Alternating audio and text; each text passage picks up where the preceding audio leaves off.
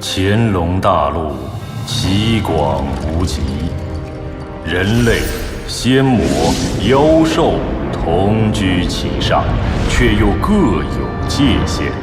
东方无边洪荒，满野荒僻，乃妖兽乐园；南方海域，则是修仙修魔者的禁地。而占据西方的人类，分裂成各有仙魔支持的3个国家，其中最为强盛的是楚国。乾隆大陆武力至高的，便是修仙者。一个凡人想要成仙，要历经无数的劫难。首先要达到先天境界，这一关便实不存疑。而达到先天大成期，将会遇到4、9天劫，渡不过，便灰飞烟灭。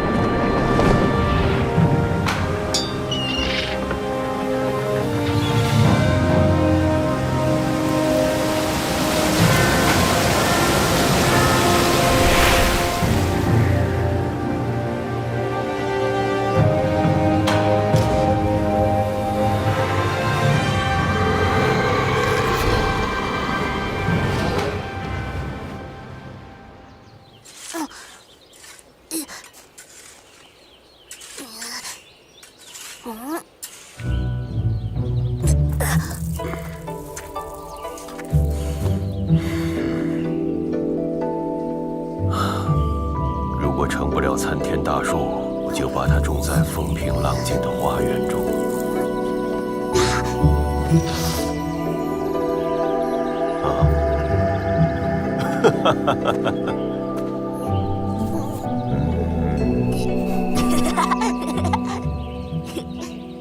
紫衣长老觐见。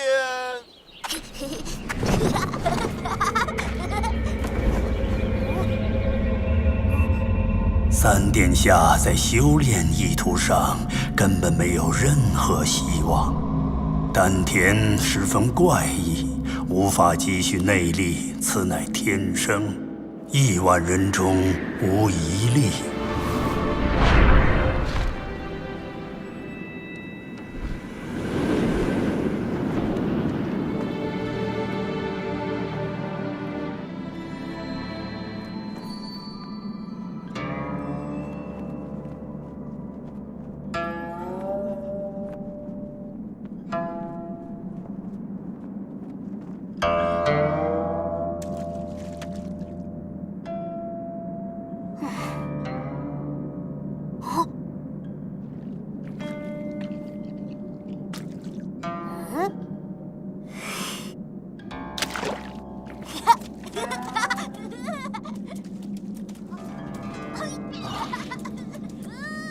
风兄，雨儿的丹田问题，你是否可以再想想办法？上仙亦非万能，不能逆天而行。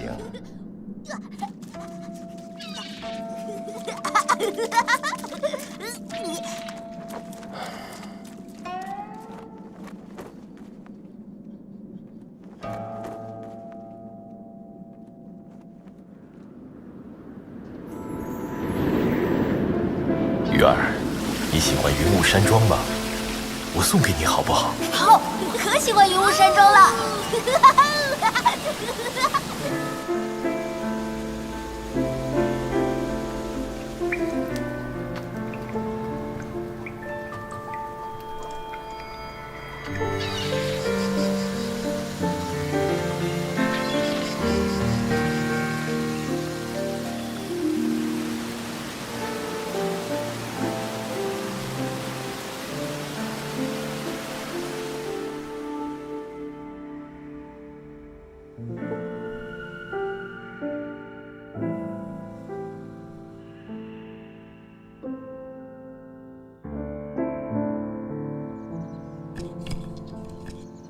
应该是乙卯年庚寅日。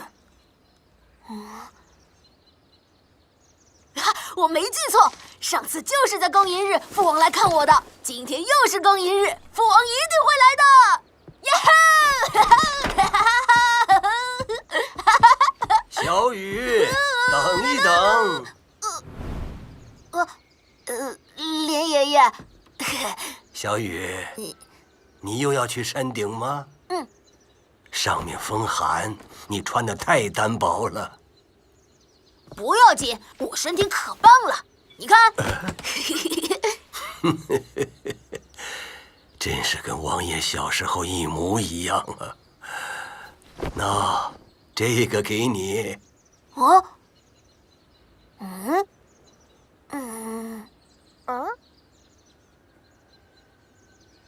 小鸟。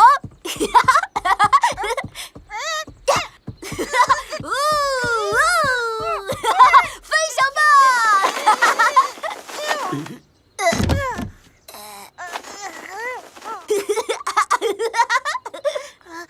昨天我在山里捡到的，应该是一只失群的古鸟。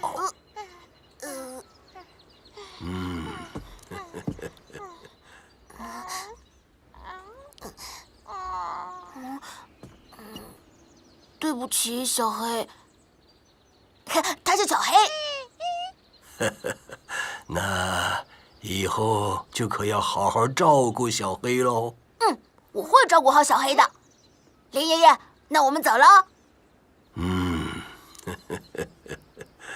哎，小黑，你叫我小雨就好了。我带你去我的行宫。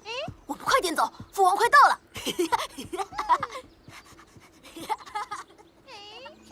保护好三殿下。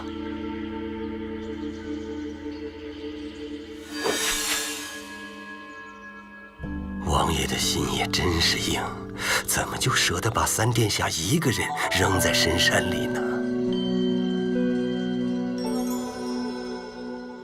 小黑，这就是我的行宫，打起精神来，父王就要到了。哦，对了，我还有2位皇兄，这2个家伙每次看到我都要欺负我。等一下他们来了，你一定要帮我哦。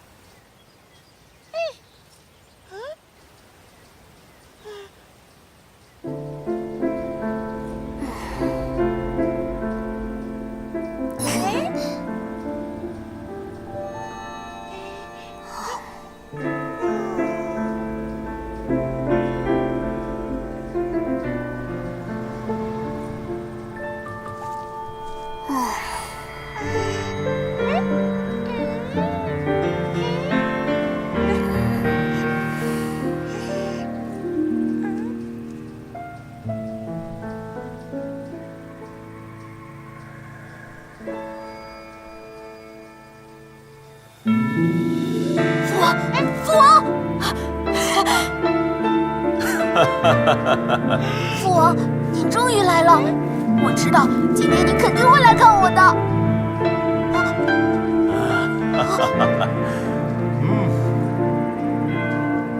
父王，您不要走，等等我！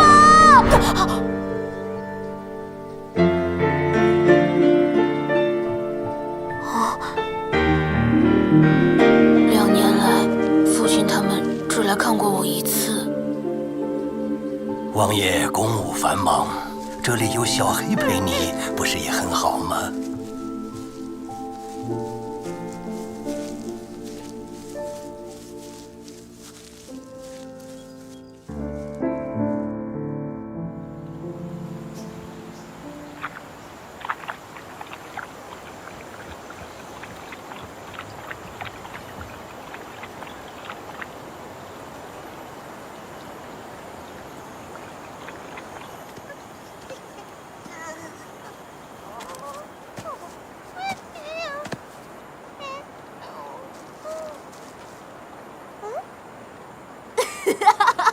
小黑，你要加油哦！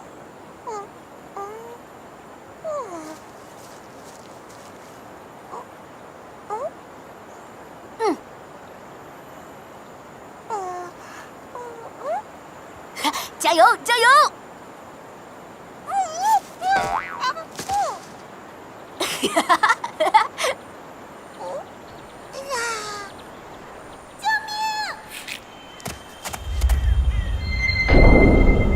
不好！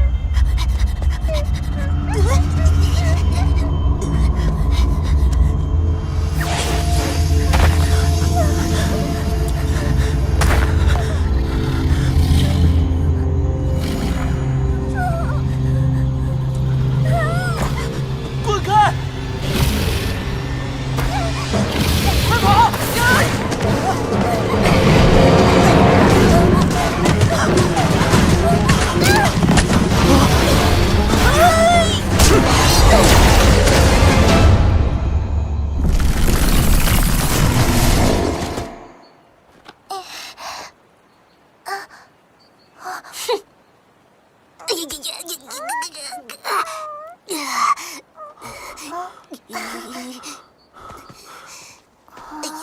多谢公子救命之恩。我没事。我叫铁山，这是我妹妹铁小璐，我们来自铁家村。铁家村，我可以去玩吗？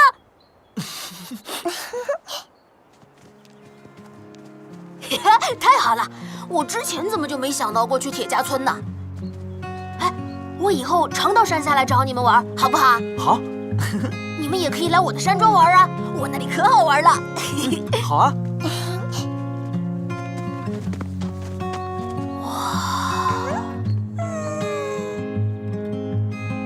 微风拂面走走停停，这里是否有你想要的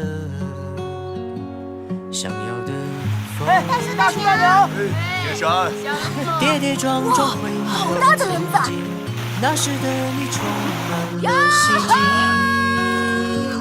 寻找一片那里充满自由，那里有你想要飞翔的憧憬，继续走吧，追寻梦不会停息，我在天空里被阳光包围的心情。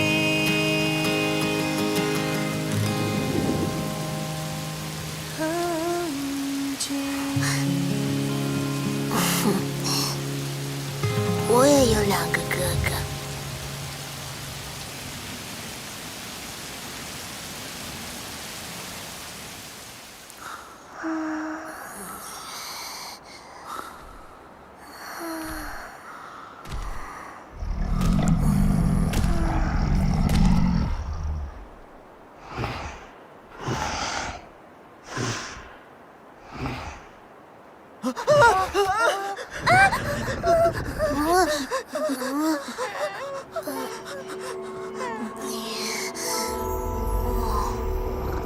是我家黑叔。三殿下、大殿下和二殿下来了，请您快回山庄。大哥、二哥来了！铁山、小鹿，我有事先走了，以后再找你们玩。哦。黑叔，快走！哎，再快一点！好嘞。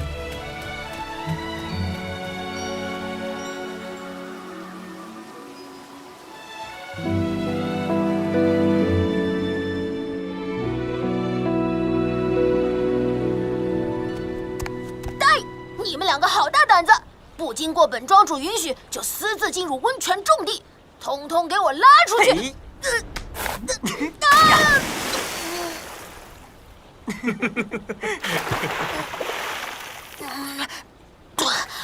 二哥，就你老欺负我，大哥与你好10000倍。你说大哥好，那是因为他快睡着了才没教训你。我是在疗伤，小雨。这云雾山中的温泉果然神效啊！才泡了没一会儿，我身上的伤疤竟然就浅了许多。哼，那是，也不看看云雾山中的庄主是谁，是你们小弟我。哼，你小子果然欠教训。大哥，你也欺负我！嘿！哎呀！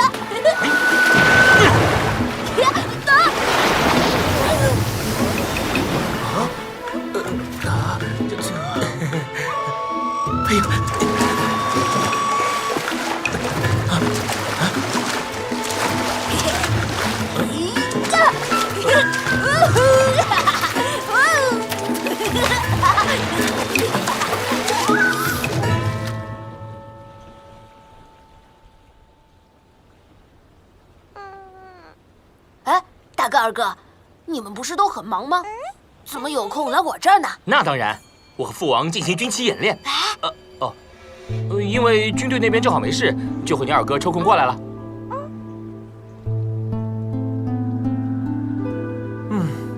不过这也是很努力才挤下的时间，明早我和大哥就要赶回去。这有半天呢。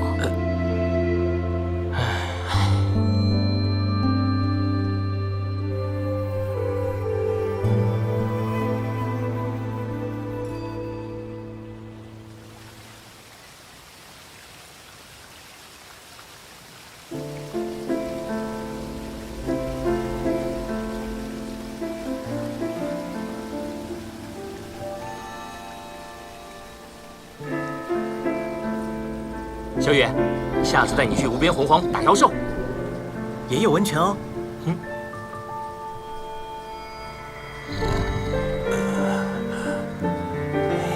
快走吧。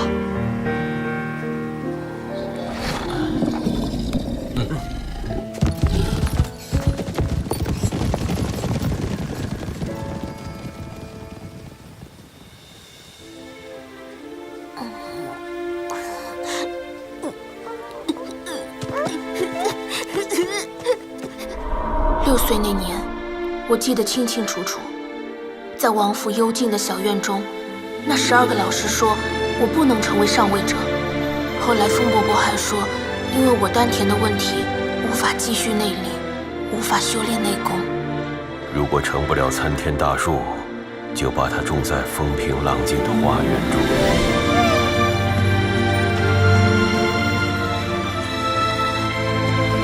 而后，我就来到了云雾山庄，父王就不再重视我，关心我了。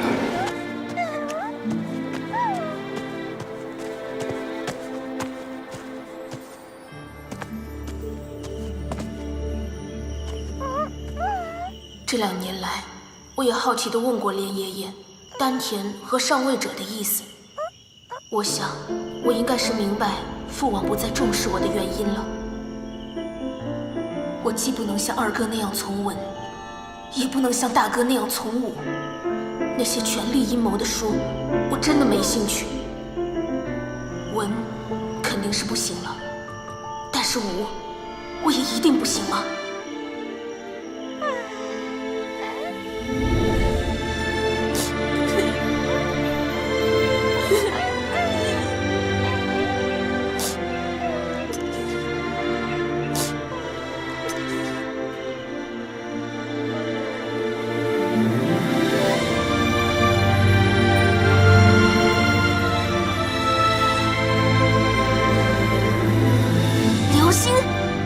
我也想像大哥、二哥一样，待在父王身边，不管让我做什么，我都愿意，只要别不理我就足够了。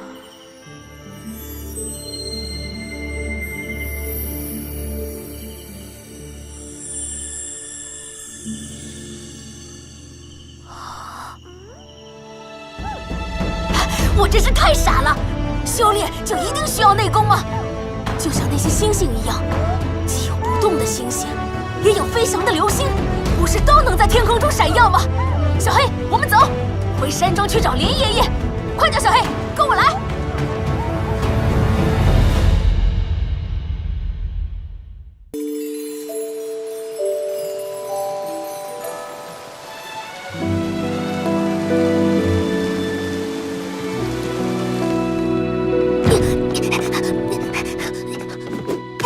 连爷爷，我要学武功，我要修炼。你要修炼？是的，立刻，马上。小雨啊，既然你要修炼，那你知道这究竟是怎么一回事吗？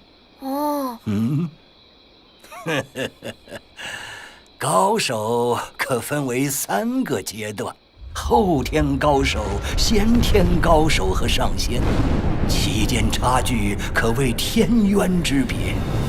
成为后天高手不难，只要努力修炼即可。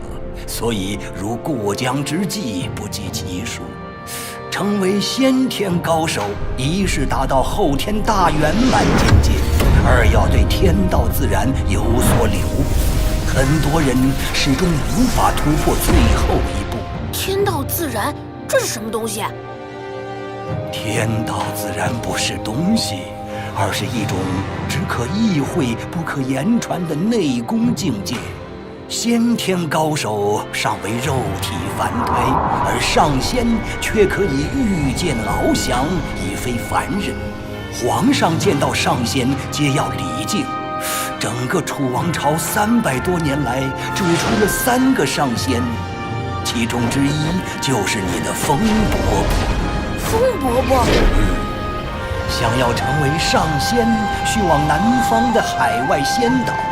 凡人不要说到达那里，连怎么去的门路都摸不到。1/1000历经奇险到达仙岛，最终修炼有成的只有1/10000000而已。这么难呢？那可能性岂不是几乎为0了？上仙，多么耀眼的名字！有多少高手为此疯狂？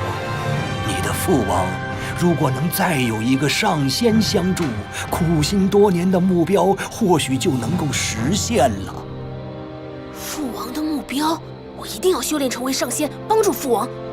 连爷爷，快告诉我如何修炼吧！啊，合着全白说了。小雨啊，你天生丹田无法积蓄内力，也许只有修炼外功。外功修炼很苦，至今也没人达到过先天境界。你不需要吃这种苦。连爷爷，你多找一些内功心法让我试试。不行，我再修炼外功。过去没有人可以，不代表一定不能。我相信我自己。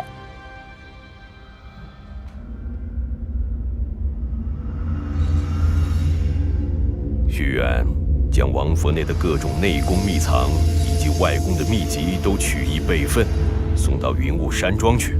传令东域3郡和猎虎郡的外功高手，还有无边洪荒的赵将军，都去云雾山庄。王爷，这次回延京城，就不去云雾山庄看看小雨吗？不用。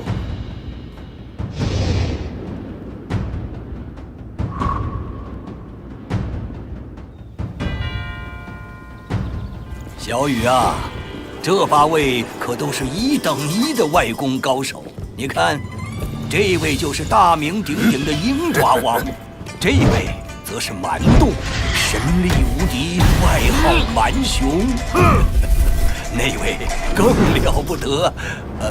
总之，无论哪一位都是上上之选，你就择一为师吧，不许反悔。只能选一个吗？难道不能8个全选吗？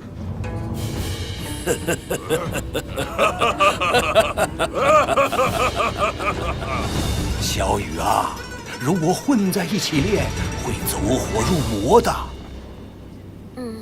我明白了。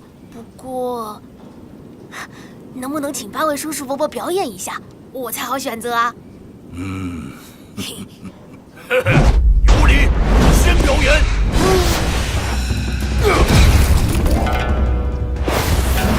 起！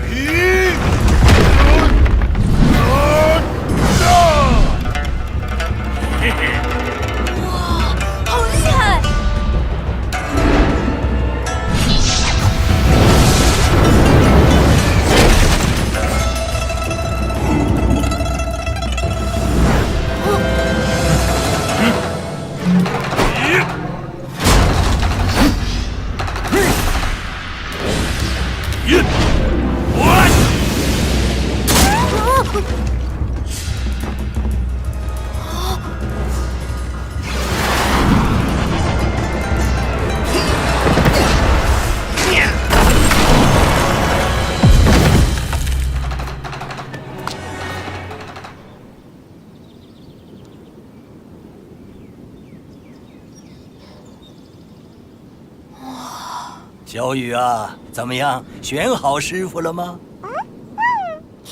那我就选。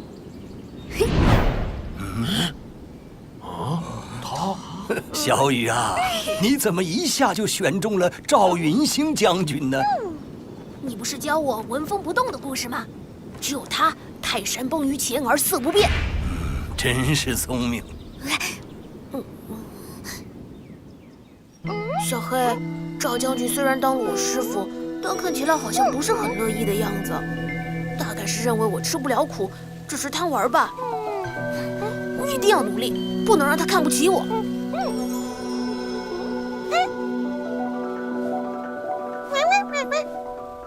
嘿，小雨，林爷爷，哎，这是什么？王府送来的，你朝思暮想的东西呀。武功秘籍。小雨，你别乱来啊！这箱子构造奇特，开启不得法，会毁掉里面的秘籍的。哇！啊！哇，这么多！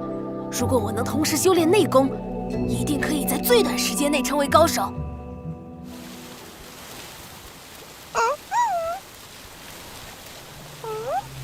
平静，平静，气贯经络，走小周天一圈，然后，对了，汇入丹田。难道我的丹田真的无法积蓄一点内力？再来。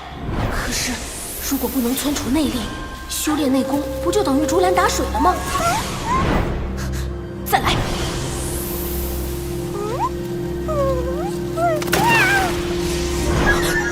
再来。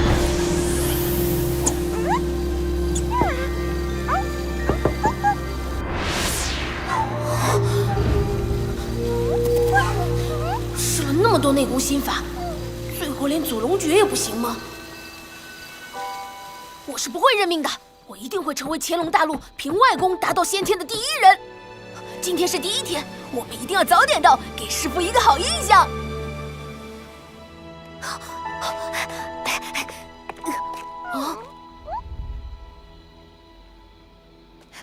师傅早。现在已是辰时，整整晚了1个时辰。先发你从云雾山庄跑到山脚往返。可是师傅，之前您没有告诉我卯时要到啊。军令如山，令行禁止。是师傅。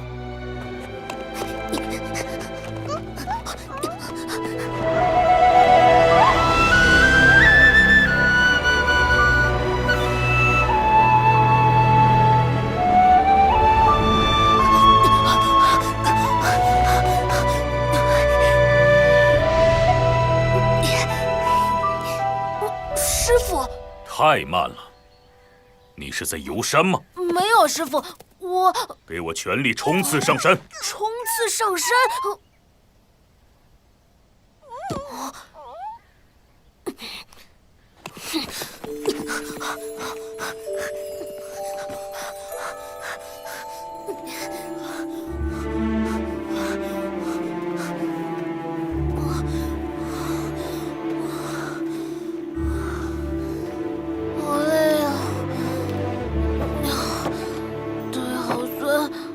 要断了！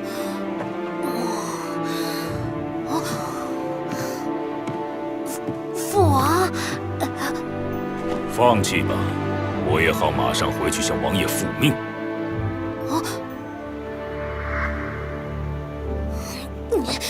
不许停，跑到北苑阙楼，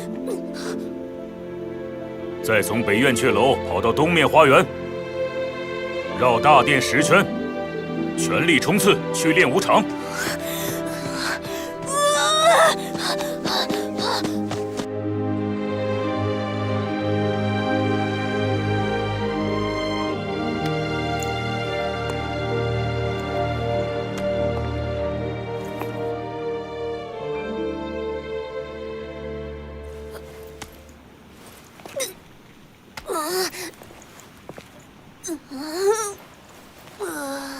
不错，能几度克服生理极限。才算是我赵云兴的弟子。不管练什么外功，身体是根本。我的训练方法叫做极限训练法，跑步只是小儿科。你也可以随时选择放弃，这样大家都轻松。师傅，我绝不会放弃的。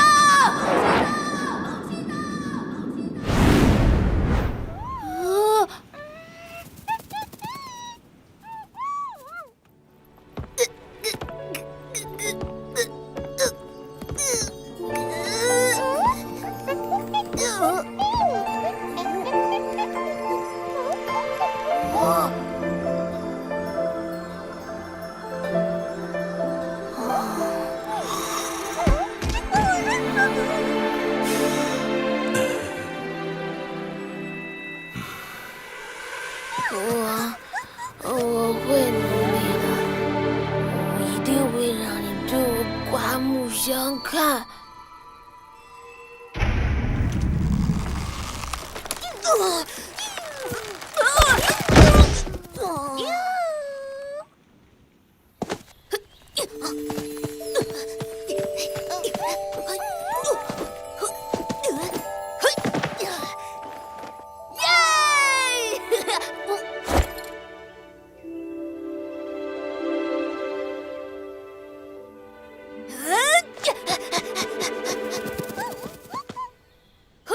记住，一个完美的身体乃是整体的概念，力量、速度、灵敏、柔韧性缺一不可，这才是外功修炼的精髓之道。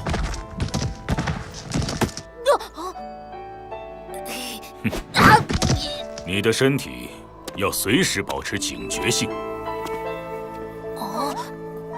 否则就算天生神力如蛮动，在真正高手的极致速度面前，也会被瞬间割破喉咙。还要参透医道，你才能清楚地了解人体每一块肌肉的位置和作用，这样的修炼才能达到最高效率。师傅，您知道吗？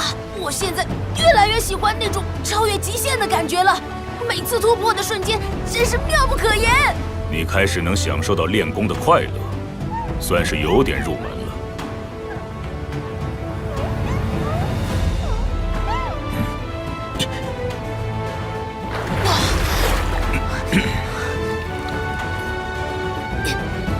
太慢了，再游一圈。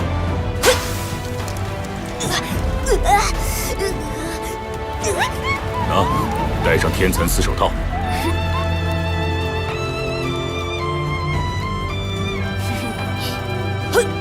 指力要锻炼，但不能让手变得僵化。极限训练，其他不重要，最重要的就是坚强的意志。记住，挑战极限，超越极限。只要不断努力下去，你终有一日会成功的。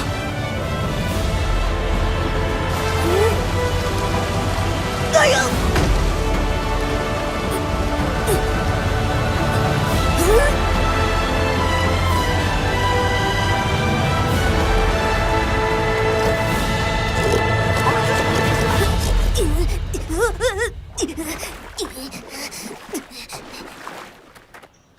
小雨，你怎么好久不来找我们玩了？你在干什么呀？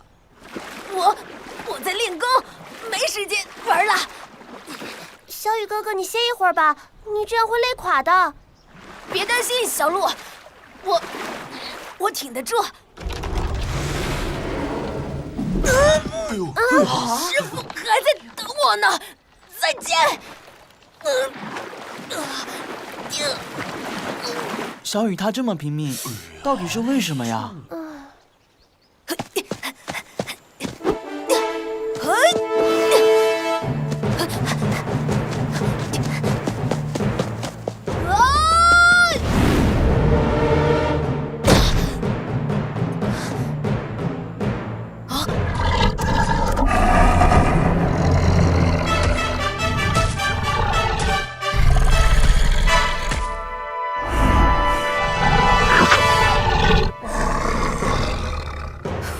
正好拿你练练手。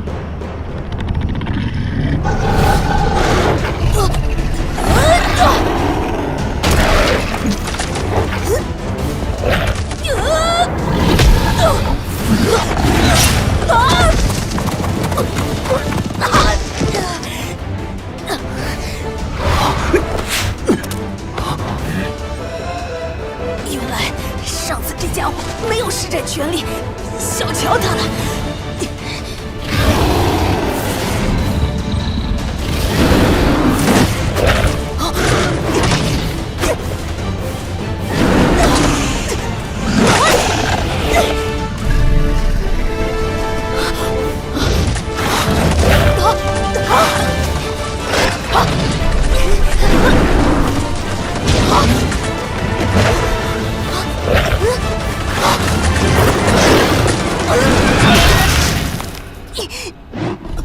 师傅，知道自己的本事了。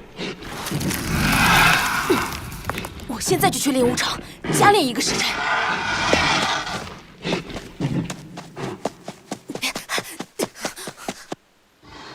知耻而后勇，这就对了。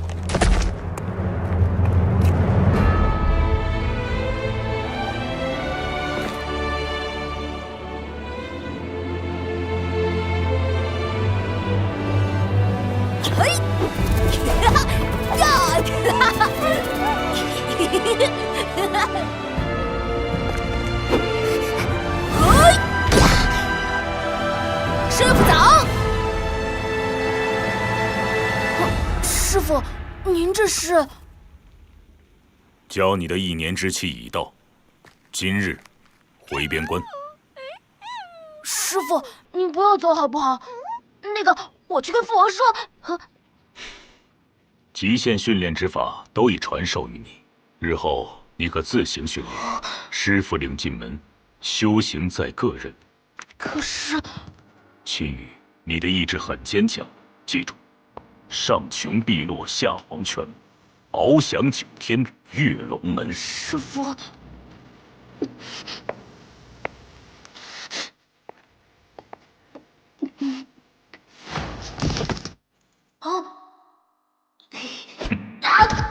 你的身体要随时保持警觉性。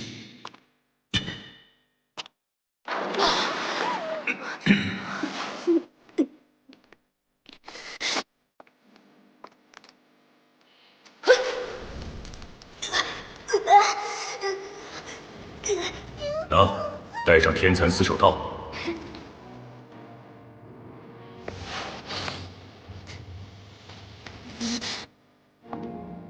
师傅，我一定不会让你失望的。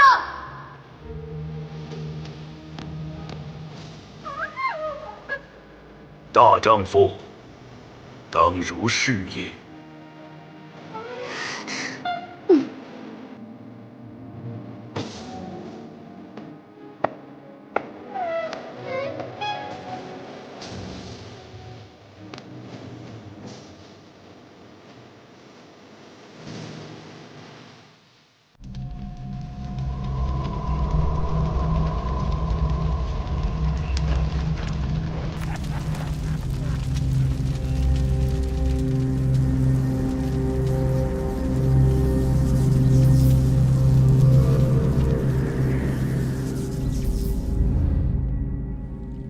王爷，末将赵云星归营复命。啊，云星，你终于回来了，快说给我听听，玉儿在外公一道上到底有没有前途？王爷，3殿下他非常刻苦努力，一力之间许多成年人都不及，再加上云雾山庄的温泉和药膳滋养，只要能一直坚持下去，还是很有希望达到外公极致的。需要多少年？外公一道，越到后期就越难进步，估计需要30年的时间。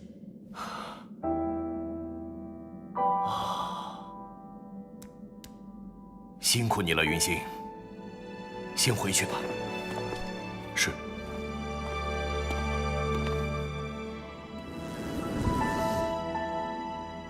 30年，太久了。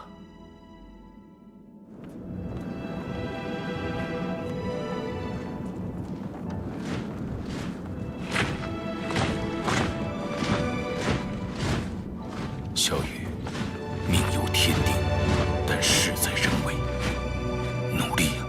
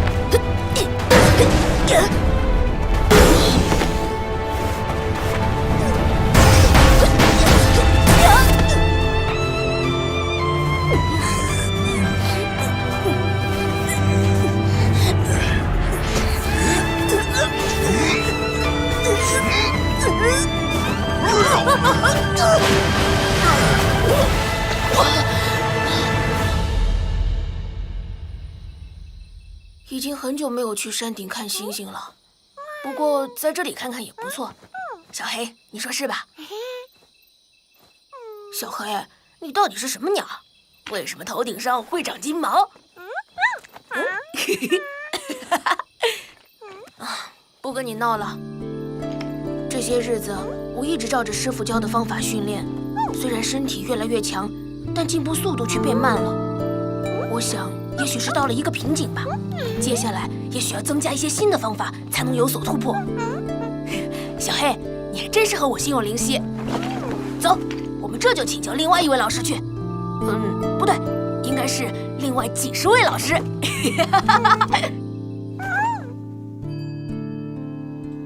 这么多，应该先请教哪位老师呢？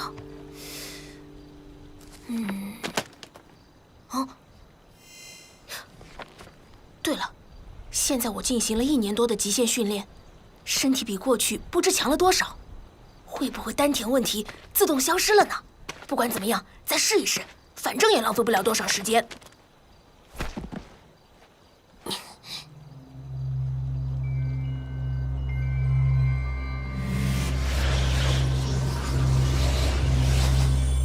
果然，身体强健，吸收天地灵气都要多和快不少。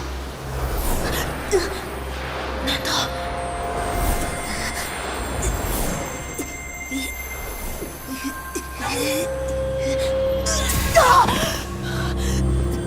还是失败了。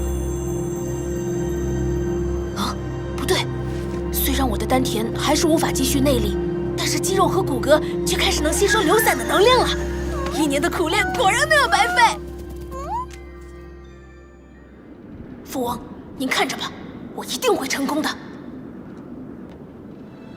八门成度，伤、静、修、生、死、经、开，3气分天门地3盘，即为3才。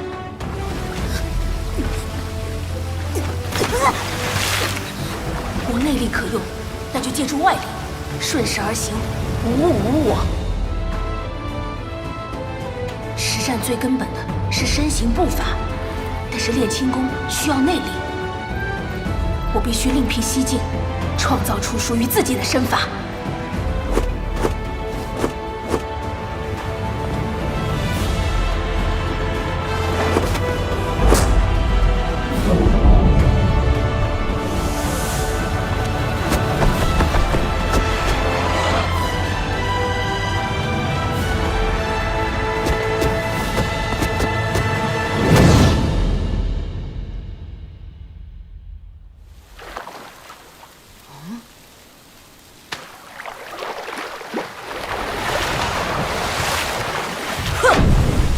小雨啊，小雨！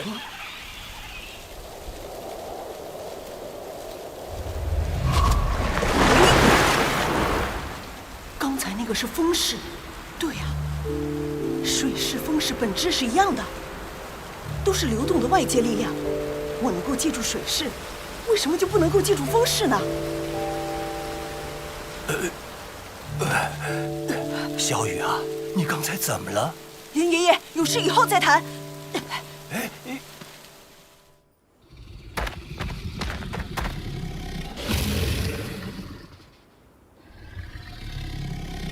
嗨，又见面了，再打一场吧。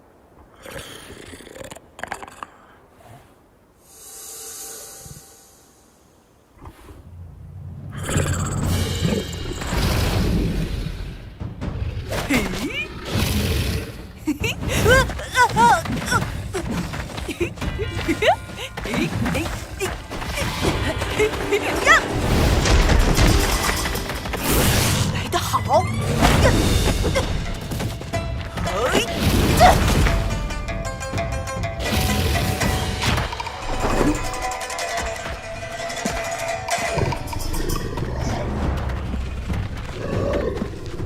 我的身法应付树狼这种级别的对手，看来已经够了。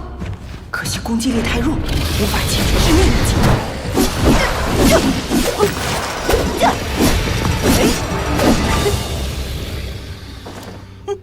3年不见，原来他也进步不少啊！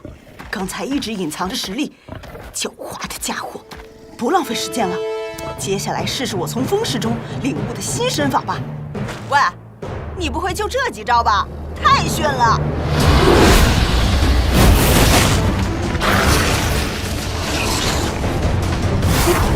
若就一个字，我就说一次。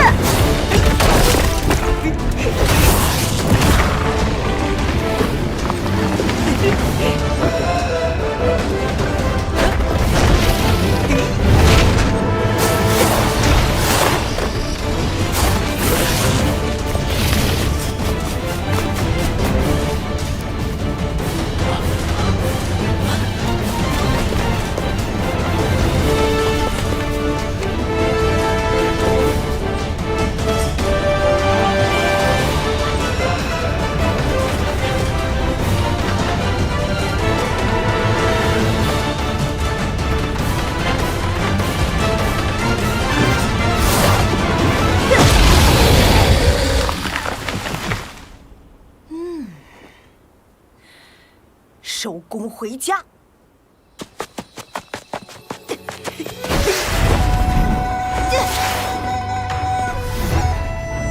我秦羽终于自创出独门的身法了。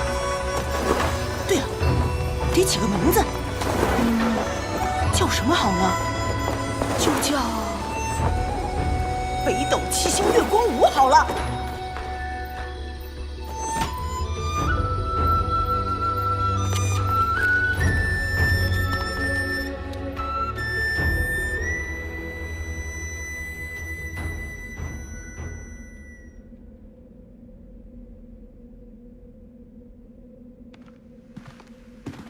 王爷，连先生来信。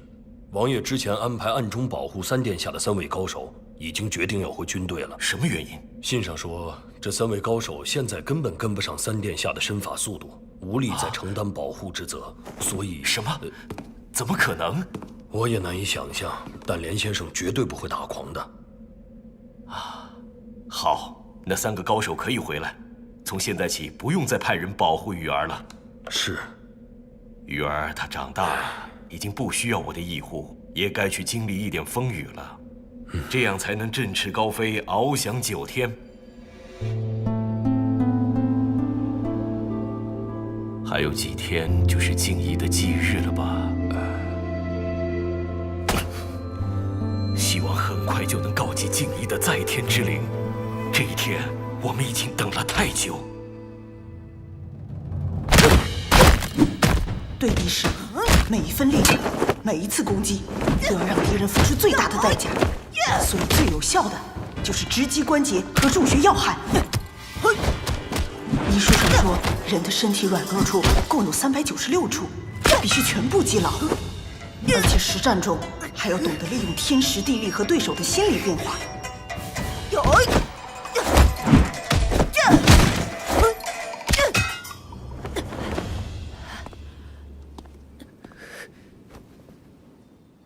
除了拳脚功夫，还有兵器。我喜欢近身战斗，就选短剑好了。本门虽为杀手之剑，但若论暗杀近战剑术，仍然要数于氏一剑。杀手于氏从未有失手记录，当年更是刺客组织天网的第一杀手。嚯，还有这么厉害的剑术！那天网势力遍布乾隆大陆，有1000多年的历史。这于氏竟然是他的第一杀手，杀人手段肯定了不得。于氏一剑，于氏一剑，好像哪里见到过这个名字。没有记载剑谱吗？太可惜了。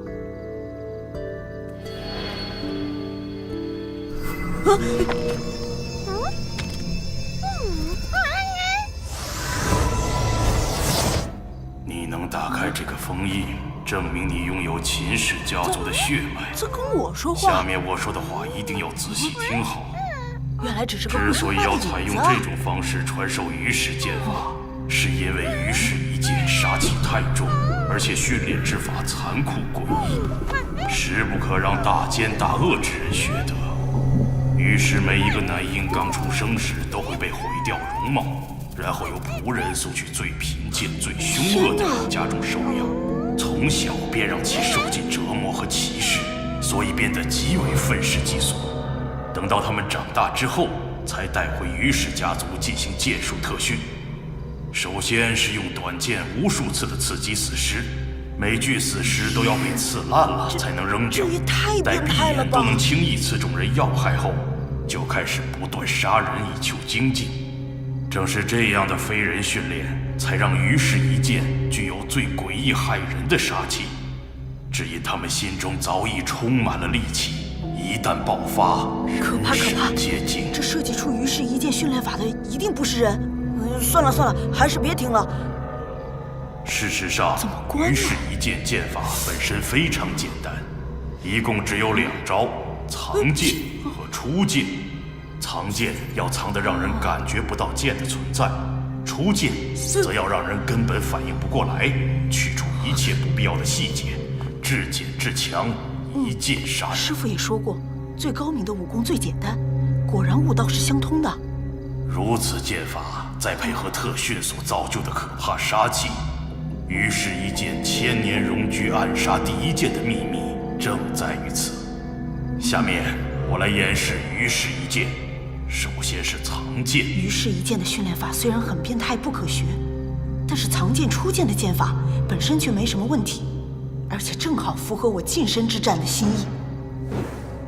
刀持剑锋，紧贴一腕。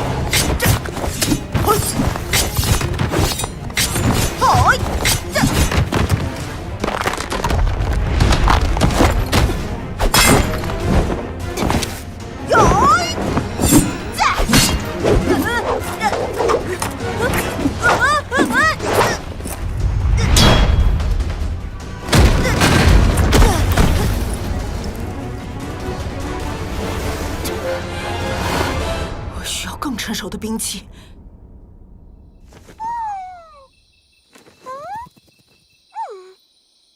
小黑，我们已经多久没有来这里看星星了？5年还是6年？你现在都长这么大了。我一个人来到云雾山庄也快7年了。我知道这些年父王一直在苦心经营那个计划，所以才没有时间来陪我。但他是关心我的，我能感受到。大哥、二哥也在帮父王，只有我一个人无忧无虑在云雾山庄享福。父王和兄长那么劳累，我却帮不上一点忙。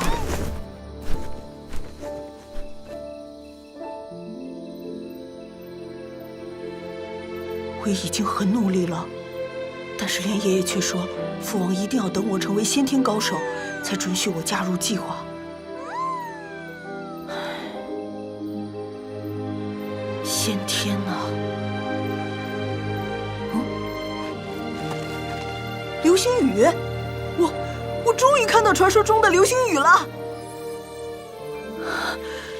流星虽然短暂，却迸发出最强的光芒，耀眼夺目。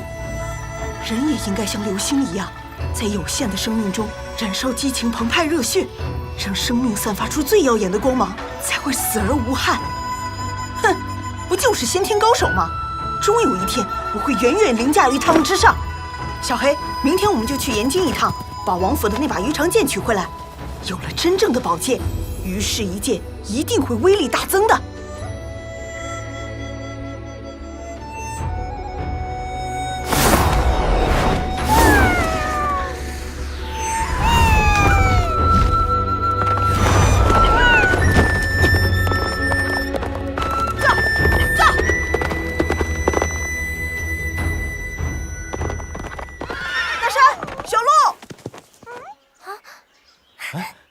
小雨，于哥哥，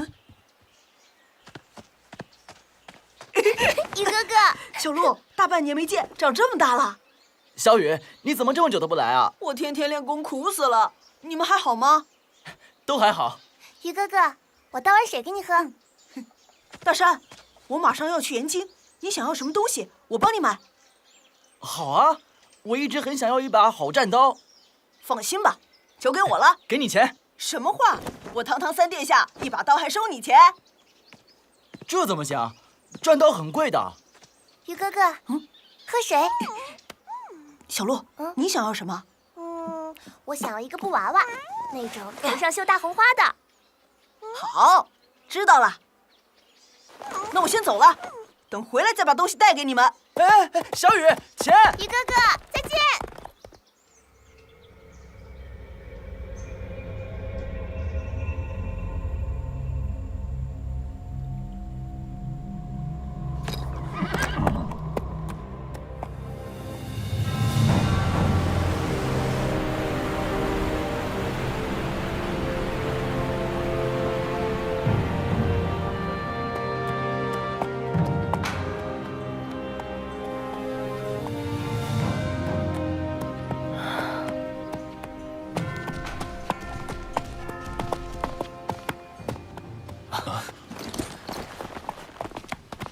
见过三殿下。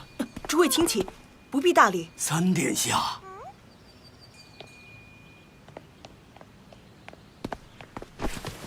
你怎么回来了？已经是个大人了吗？葛总管，您还好吗？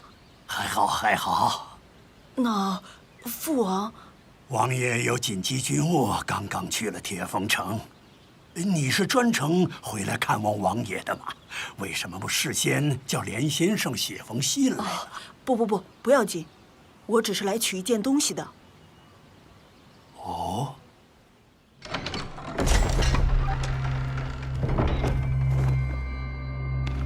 这里是王府禁地，所有仙品以上的兵器都收藏在内。哇！你要的鱼肠剑就在那里。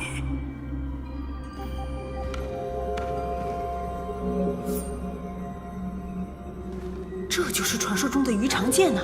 这材质好奇特，估计是用天外云铁打造的吧？那好，你就慢慢看吧，我先走了。还有一件事，您能不能帮我再准备一把玄铁战刀？行啊，小事一桩。对了，我还有一个布娃娃，要头上绣大红花的那种。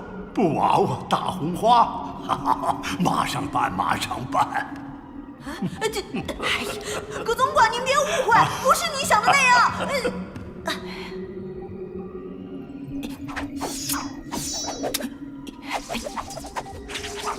鱼肠剑和鱼氏一剑，果然是天作之合。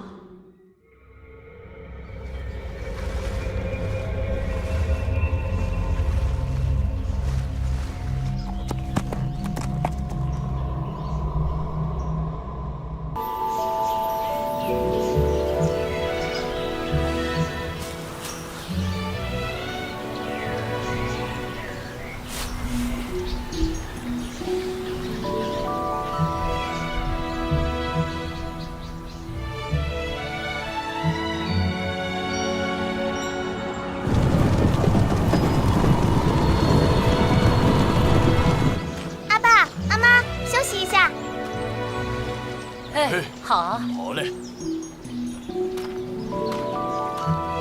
阿哥，歇会儿再种吧。好嘞。小茹真是懂事能干，是该给他找个活家。阿爸阿妈，说什么呀？小鹿，你看秦公子怎么样？阿哥，你也这么说我，我可是把秦公子当哥哥看待的。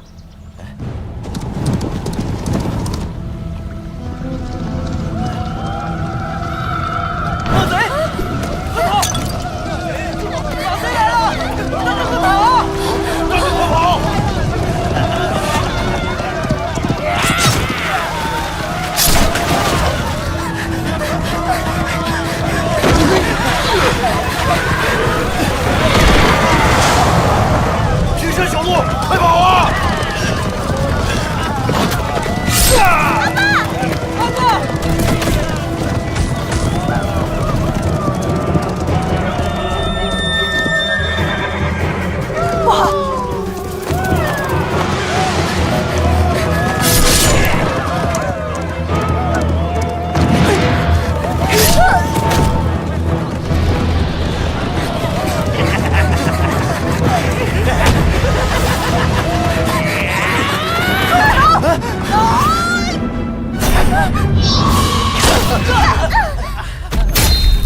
小鹿，你没事吧？小鹿，你醒醒啊！小鹿，小鹿，小鹿，小鹿，醒醒啊！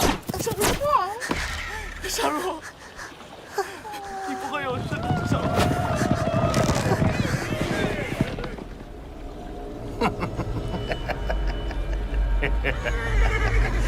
是个高手，失敬失敬。在下黑风寨三当家白三，不知这位少侠怎么称呼啊？小鹿，不怕，有哥哥在。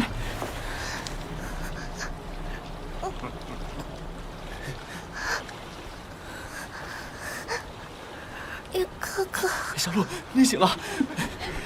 小鹿，不疼，不疼。有哥哥在，哥哥会保护你的。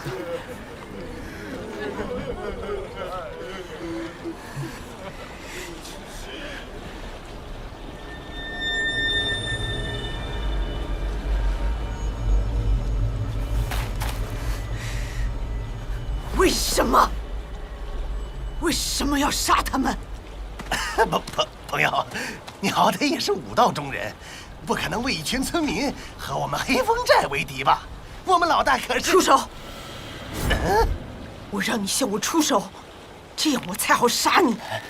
哎呦，小子，按道上规矩，我已经给足你面子了。我们黑风寨出手！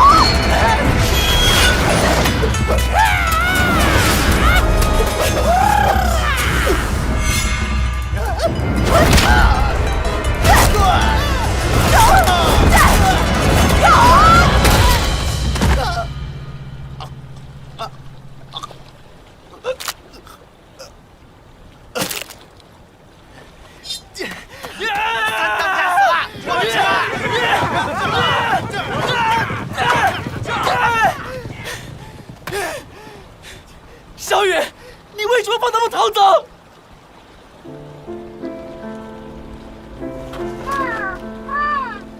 罪魁祸首已经受到惩罚，那些小喽啰就算了，难道真的要把人都杀光吗？杀人确实不好受，可是你要明白，他们是恶魔。如果你不杀他们，村子里的人早晚都会被他们害死。如果杀一个恶人，就能活100人，这样的恶人就应该杀，而且要大杀特杀。杀一恶人，可活100人。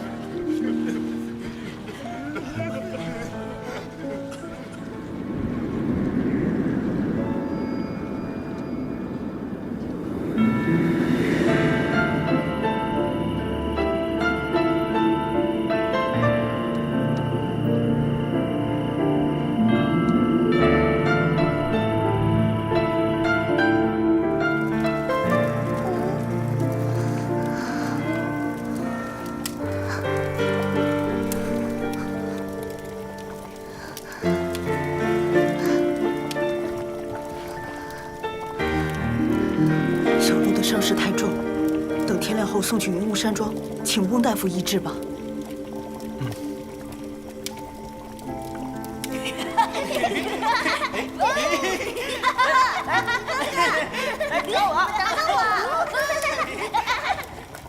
现在家里只剩下你和小鹿了，你和小鹿以后就和我们住山庄吧。不用，我能重新撑起这个家。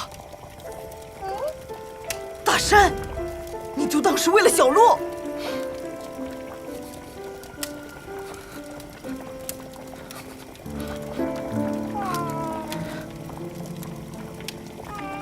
马贼，马贼又来了！快带小鹿去山庄。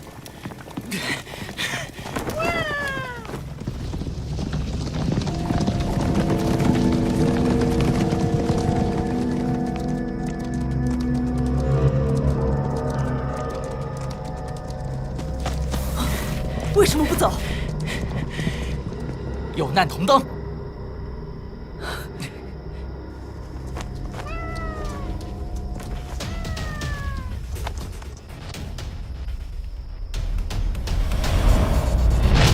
白三，是他杀了你吗？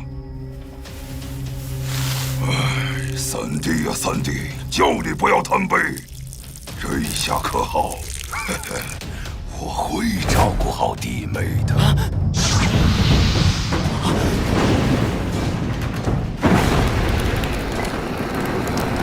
快把鸡推出来！大山，你说的对，是我错了。父王曾经也说过，乾隆大陆的人万万千，什么样的都有，不能滥施善心。但我一直不以为意，现在我懂了。那些心怀恶意的人就应该杀，杀个干干净净。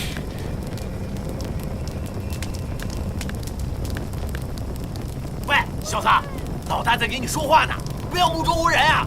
你就是他们的首领，黑风寨舞团。你胆子不小啊！我的人都敢动，也报个名号吧。不用，你马上就要死了，何必多此一举？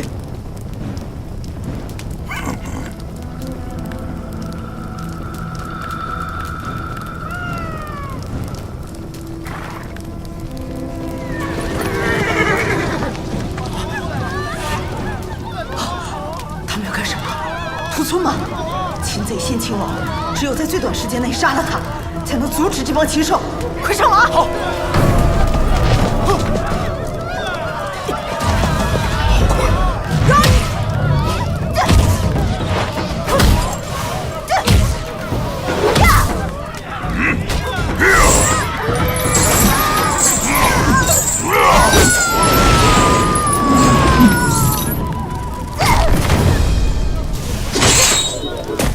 这家伙实力太恐怖了，估计和之前的8大外功高手是一个级别的，我根本破不了他的防御。怎么办？还是改变战略，解决这些小喽啰再说。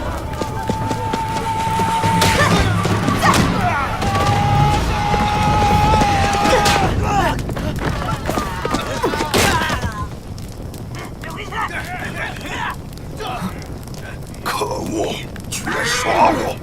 快声东击西！啊，这个家伙太强了，不能被他缠上。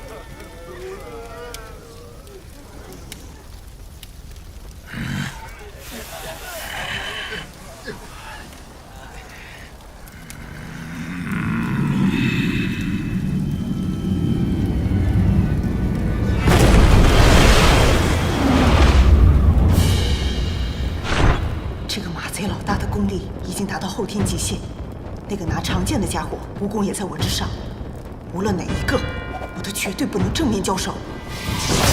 小子，受死吧！风！混蛋，有种别跑！小子，如果你再跑，我就屠掉整个村子！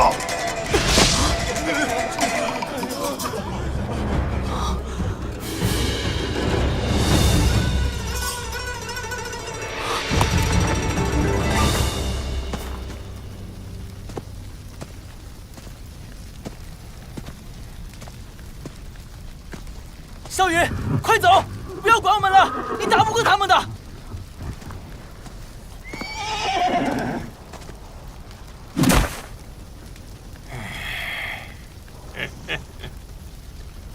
不错，很有侠义心肠嘛。为了这些没用的人，竟然愿意一死。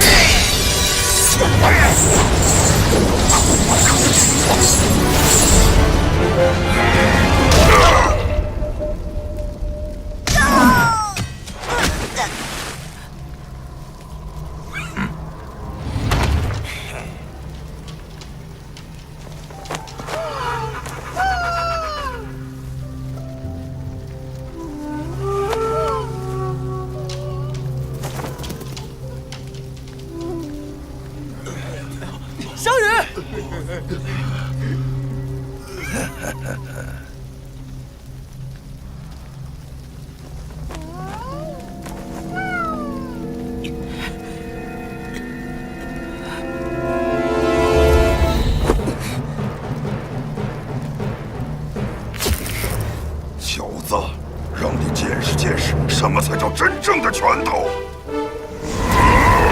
昂流剑！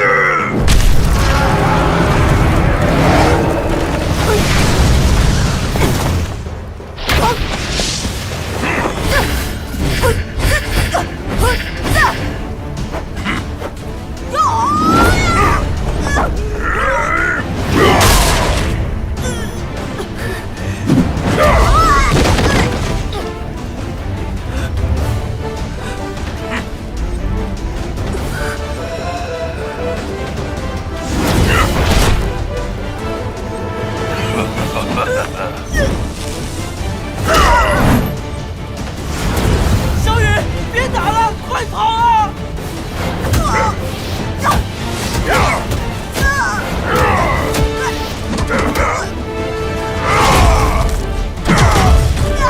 去死吧！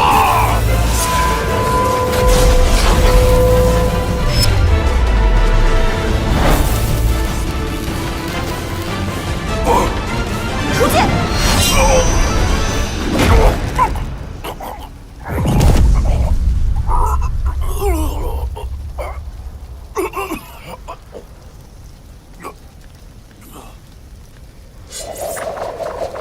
小剑！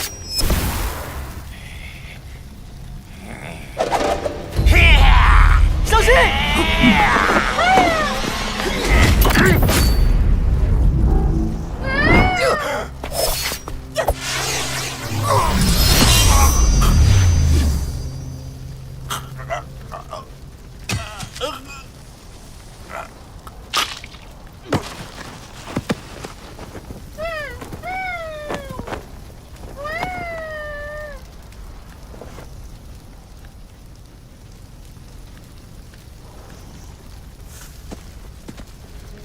小黑，谢谢。或许我应该改变一下修炼的方法了。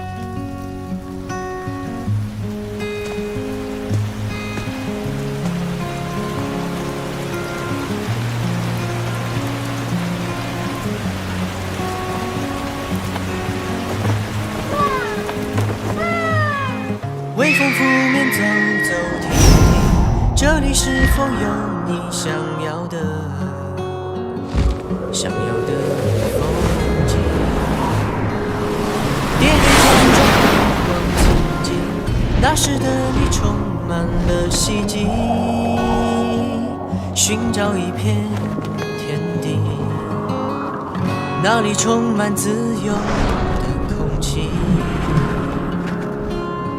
那里有你想要飞翔的憧憬？继续走吧，追寻梦不会停息。我在天空里，被阳光包围的心情。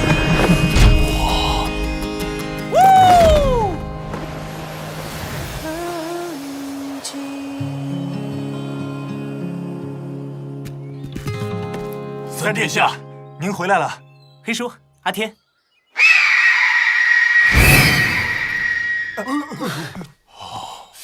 终于到家了，这玩意儿总算可以解脱一会儿了。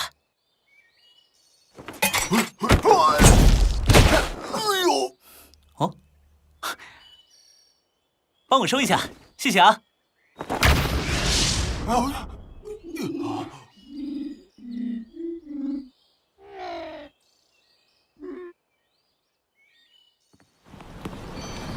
哎呀，你这孩子，这几个月又跑哪儿去了？咦，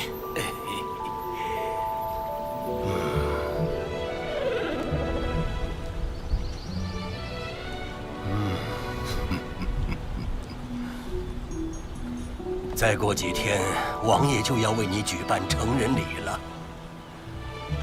乾隆大陆所有重要人物都会来，我真怕你在外面玩过头。哎呀，您不说，我还真给忘了。哼，我跟您开玩笑呢，我自己的生日怎么会忘记呢？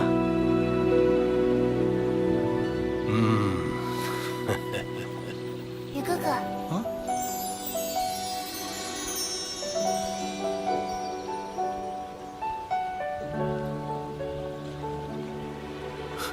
小鹿，大山哥呢？阿哥，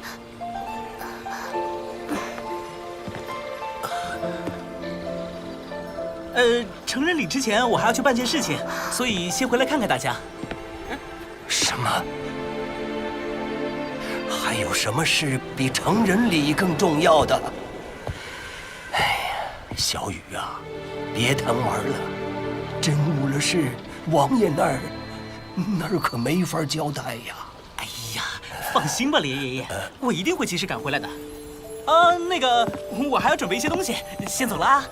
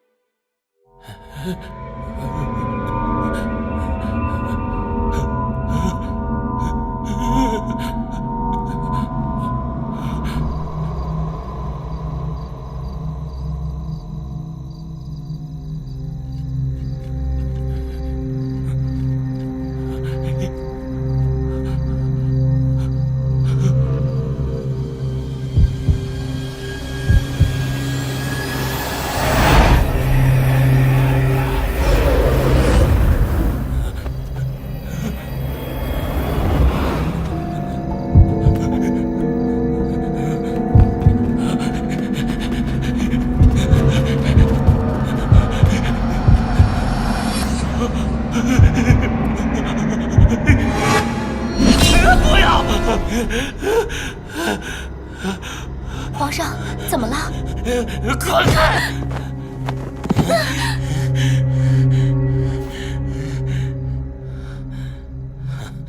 是你？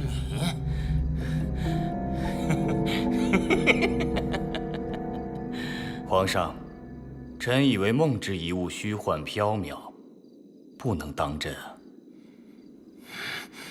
不行，不查清楚秦德的目的，朕夜不能寐，食不能安呐。那皇上的意思是，秦德过几天不是要给儿子办成人礼吗？到时所有人都会去，正好派甄徐潜入东郡打探情报。这次必须给朕彻彻底底的查透了。是，皇上。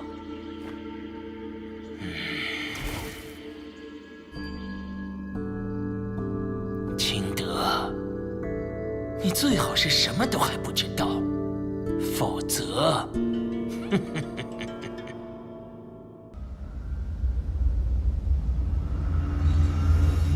好探，你搜刮民脂民膏，作恶多端，早该料到有这一天。准备好，我要出手了。口气不小啊！你就是这几年江湖上声名鹊起的天网杀手刘星吧？不错。所有杀手都藏于暗处，听说只有你总是正大光明当面出手。过奖。可惜见面不如闻名，充其量只是后天极限的程度。如果你偷袭我，说不定还有一线希望。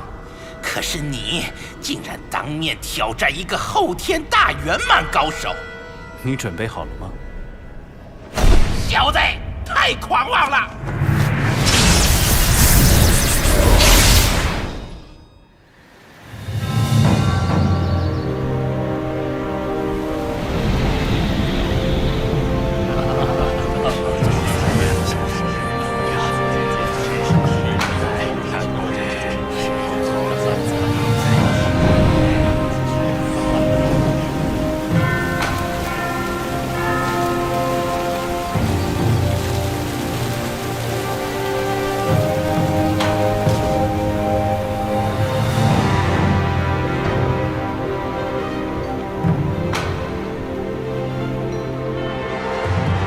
喜三殿下成人大礼，多谢，请进。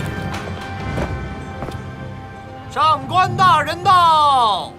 点时间吗？好。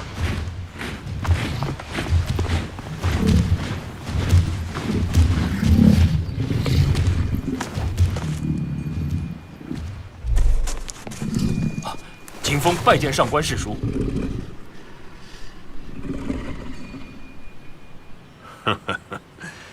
原来是秦大世侄啊！多年不见，出落得一表人才呢。世叔谬赞，父王以后驾多事，请。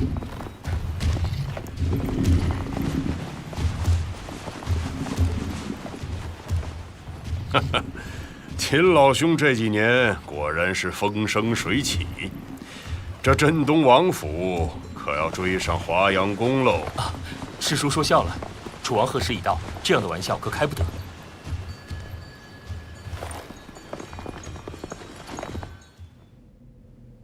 你说什么？小雨还没回来？孩儿已派人多方接应，到现在还是没有消息。而且案件刚传来一个不太好的消息，说楚王相广已经派遣了甄徐潜入东郡。甄徐？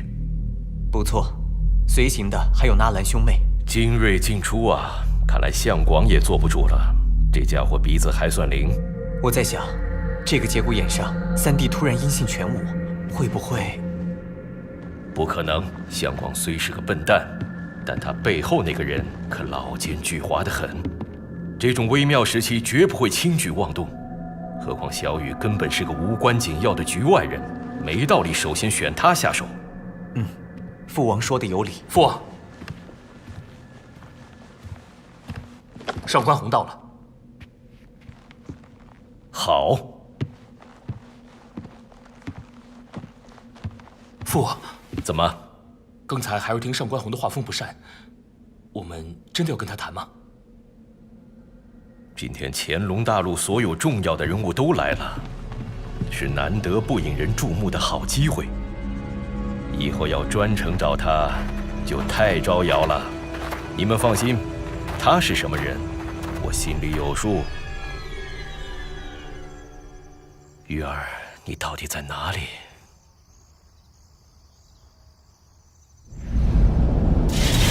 啊，好惊人的速度！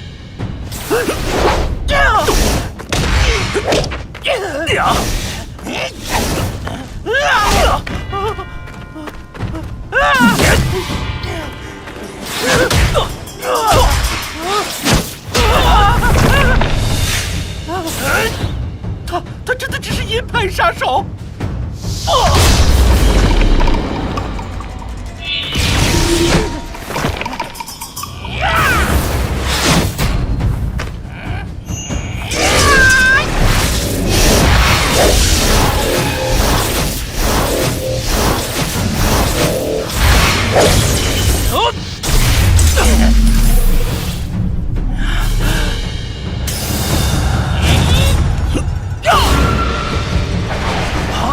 足尖藏刀还未剧毒，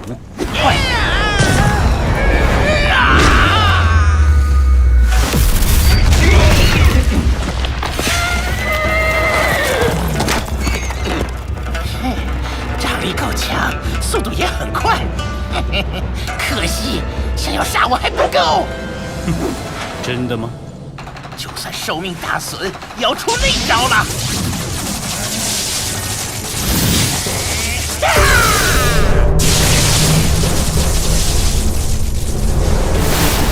灭不抓！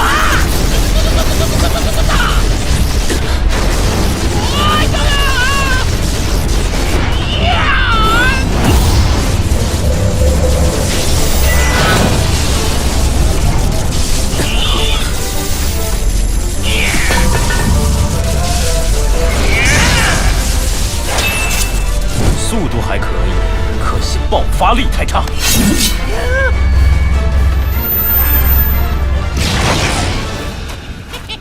中招了！我看你快，你再快，有我灭魂惨4快吗？要死了，有什么话要说吗？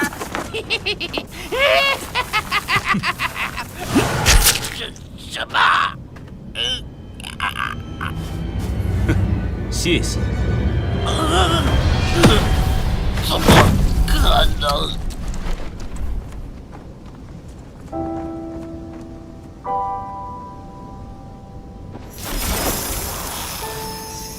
杀一人，可活100人，果真是实战修炼，才能提升近身战斗之术啊！小黑，我们走。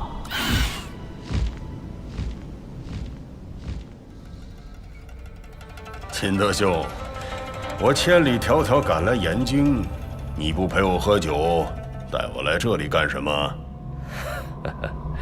上官，明人不说暗话，我也不绕弯。你帮我，我们一起取了楚国天下。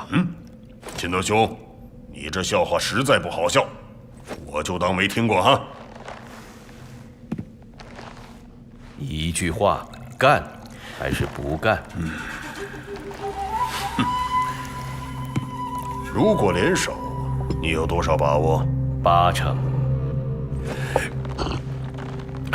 秦德兄，你可别忽悠我呀！单项广的西域4郡就有80万大军，南方穆家还有60万，而你我加起来才100万，怎么有8成啊？我既要灭了项家，怎么会只有表面上的这点实力？哦，看来秦德兄早有准备啊。但你暗中人马一多，瞒我是简单了，又岂能躲过项家的情报侦查呀？太多当然藏不住，但东郡天大地大，藏个20万还不成问题。20万，倒是不少。可是据我所知，黑水山脉的山贼至少也需要你20万军队震慑吧？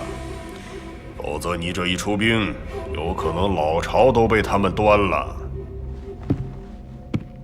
这点无需担心，山贼终究是山贼，只要多给点好处，并不难搞定。你别忘了，我还有5万猎户军，战斗力抵得上20-30万大军。而我其他的军队也常年驻扎在无边洪荒，和妖兽作战练兵，绝非西域和南方那种上百年没打过仗的兵可比。这样算下来，倒还对得上账。可是我有什么好处呢？又如何保证你灭了项家以后，不拿我开刀？很简单，事成之后，西域紧靠北方海洋的2郡归你，加上你原本的地盘，你有了4个郡，又背靠海洋，还有什么可担忧的？北海4郡，我答应你。不过，我的军队绝对不做先锋。好，一言为定。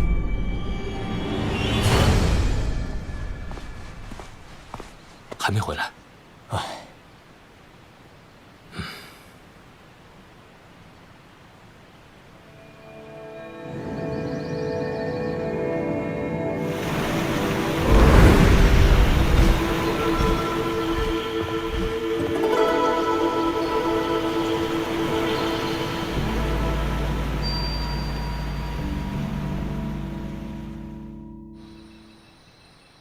时辰快到了，主持怎么还没有？是不是出了什么意外？听说3世子不成才，便是害怕出来见了吧？不会吧，这么悬？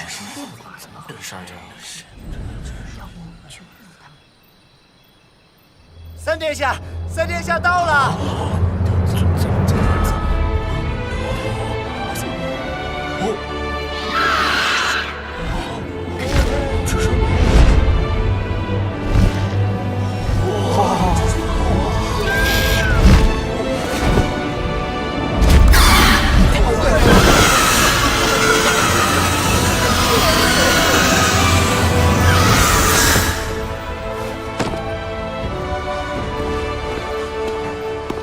小侄秦羽拜见各位叔伯贺使，有失远迎，万望海涵。好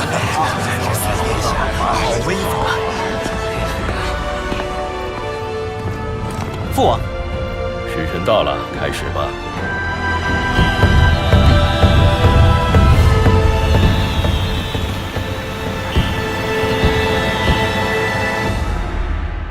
今日成人大礼，儿臣却险些来迟，让父王和王兄担忧了。从今天起，你就是一个成人了，一切事情都可以自己决断，不用向我解释什么。起来吧。谢父王。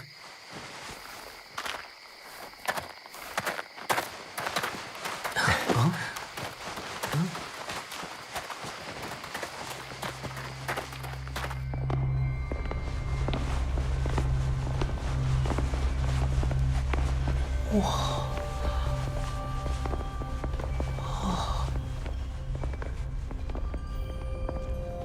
雨儿，孩儿在。你不是一直疑惑父王这些年在干些什么，总是没时间陪你吗？今天我就将这个秘密告诉你。你可知道楚国之前是谁第一次统一了乾隆大陆吗？孩儿在书上读过，是千年之前的祖龙朝。秦皇的大名直到现在还如雷贯耳。好，今天我告诉你的第一个秘密就是，我们秦家就是秦皇的直系后代。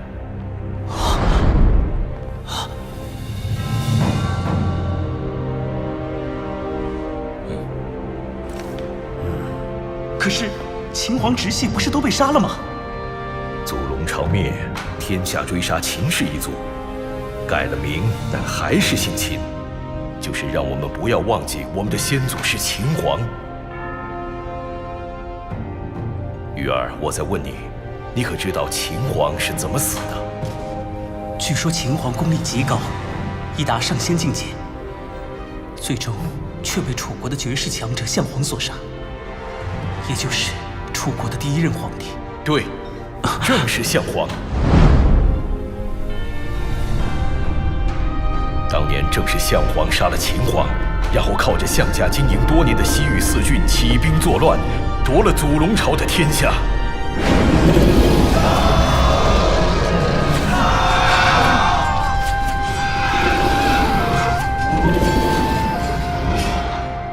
要不是此贼，我们又怎么会成为丧国之犬？虽然后来项皇被祖龙朝2大上仙合力打碎金丹，坠死乌江，但是秦氏一族被灭之仇却一直未报，所以我们才要还之以礼，夺取楚王朝。夺取楚王朝？三弟，我和大哥这么多年，就是一直在协助父王为这个目标努力。身为秦皇子孙，必要重现秦皇的荣光。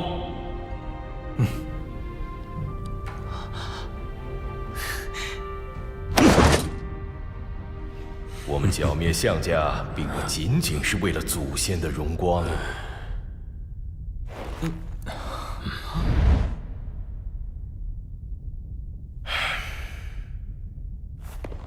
玉儿，这就是我今天要告诉你的第2个秘密。父王，我以前一直跟你说，你娘是死于14年前的一场大祸，其实她是被人害死的。娘是被人害死的？没错，那场大火只是凶手为了掩盖罪行制造的假象。娘，娘，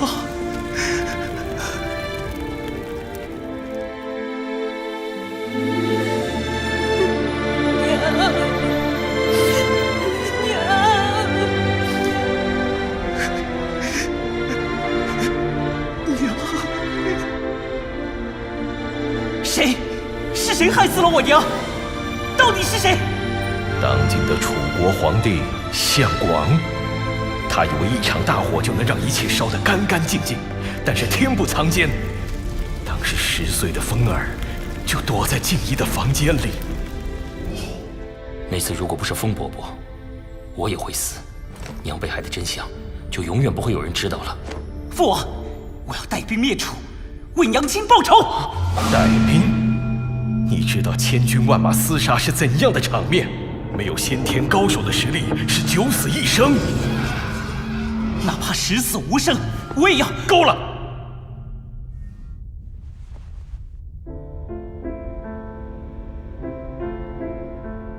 玉儿，我告诉你这些，只是让你莫忘国仇家恨。你娘最疼你，如果你有个三长两短，我如何对你死去的娘交代？父王，三弟，别任性了，你加入只会让父王更加担心。你已经是大人了，要学会考虑大局。是啊，三弟，报仇杀襄广的事，有父王和我们去做就足够了。我明白了，我不会影响你们的。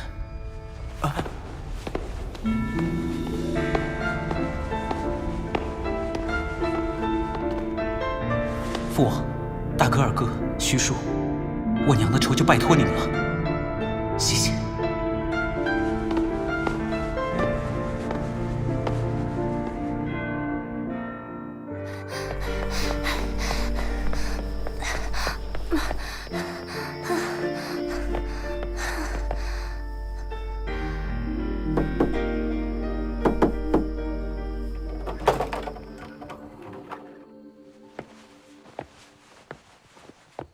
雨哥哥，雨哥哥，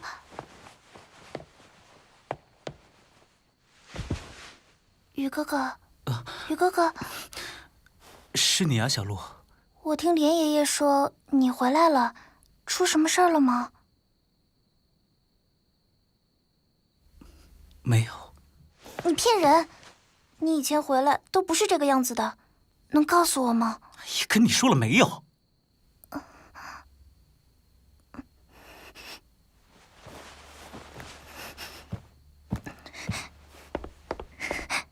对不起，小鹿，我不是故意的。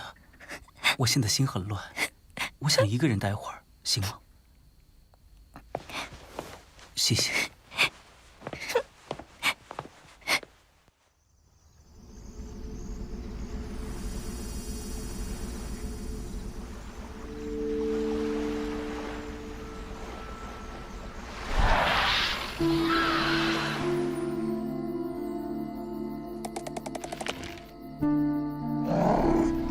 小黑，我感到自己很多余，非常多余。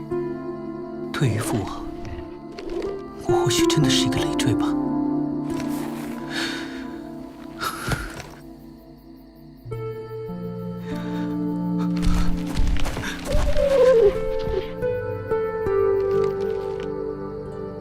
我真是恨我自己，恨自己没有用。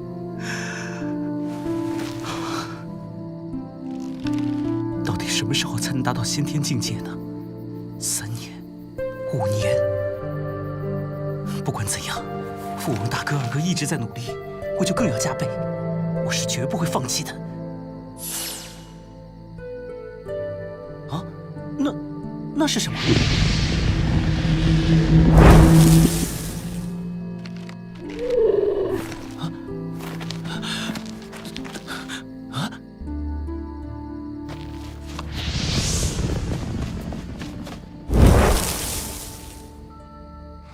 小黑，去看看。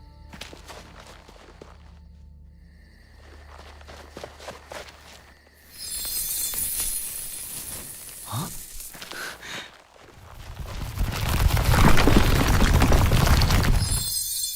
这是水晶吗？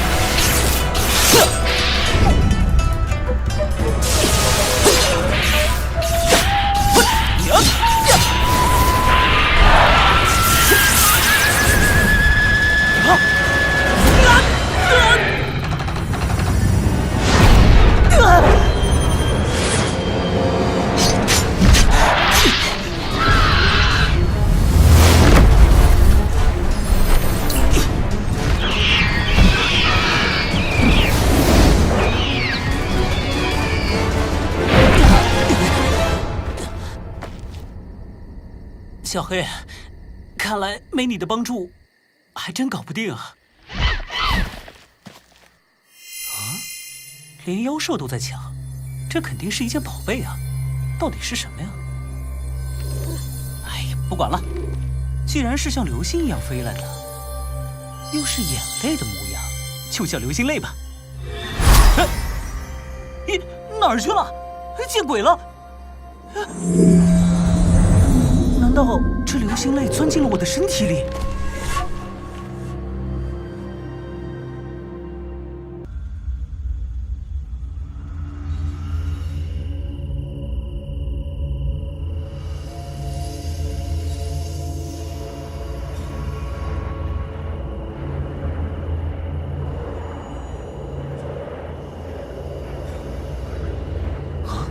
今晚的灵气好多呀！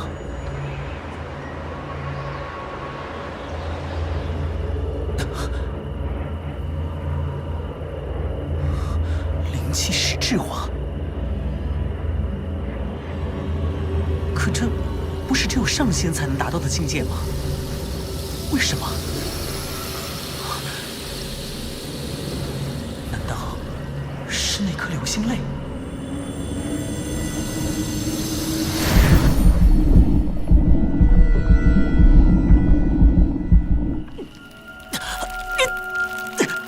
太多了，我的经脉受不了了。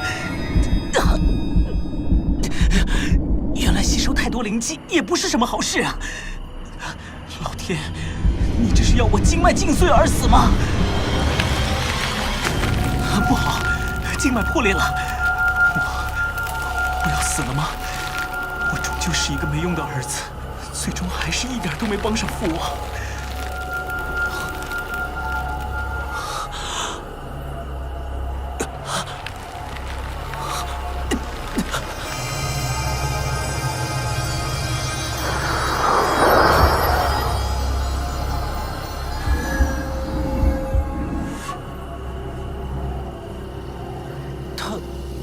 他是在修复经脉呢。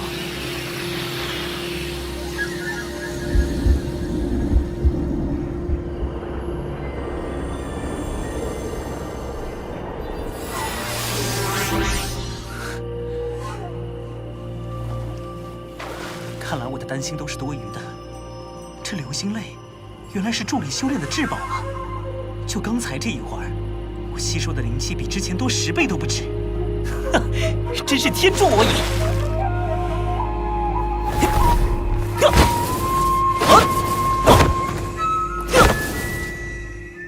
父王，您说我只有达到先天水平才能加入。好，我很快就会让您知道，我也和大哥二哥一样出色。我不会躲在你们身后苟活的。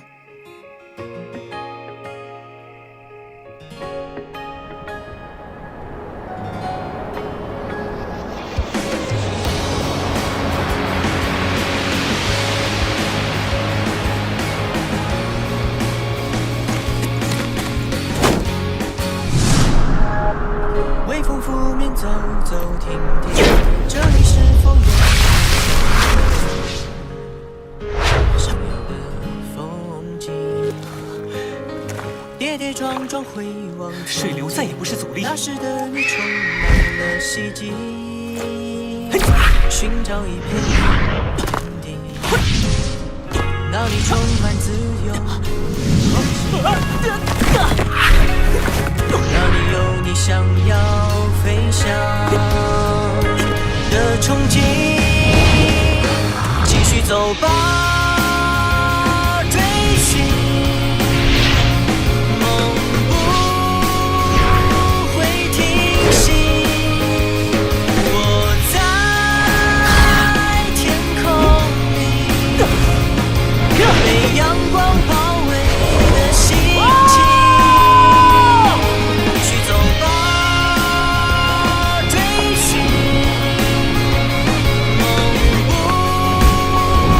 会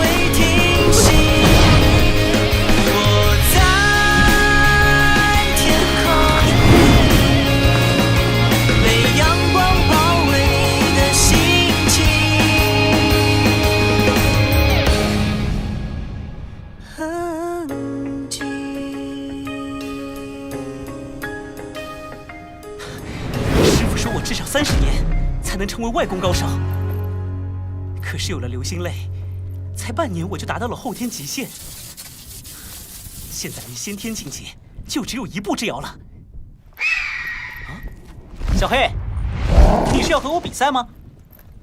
你好像输了哦。不服气啊？那就再比一比。哇，你的羽毛都比得上玄铁了。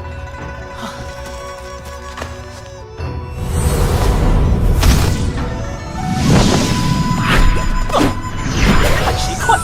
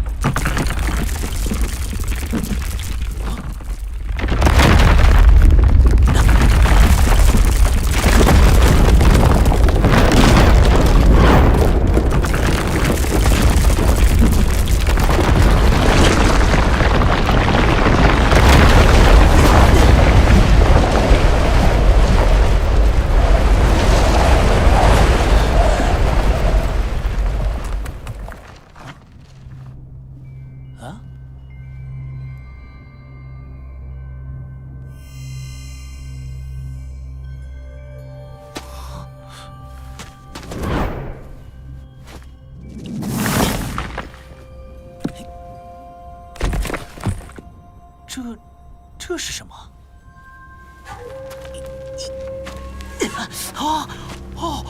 哎呀，还是热的。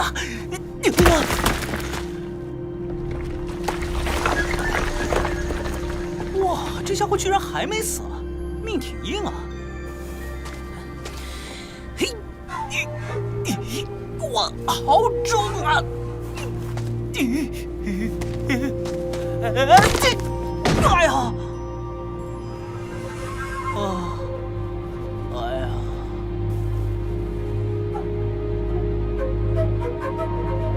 小黑，上！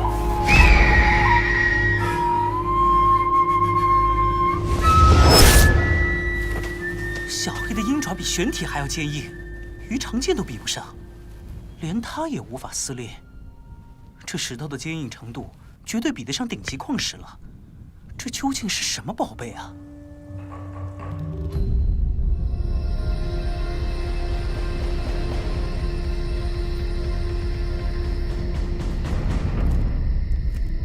听说下个月又要操练了。哎，又来，累呀！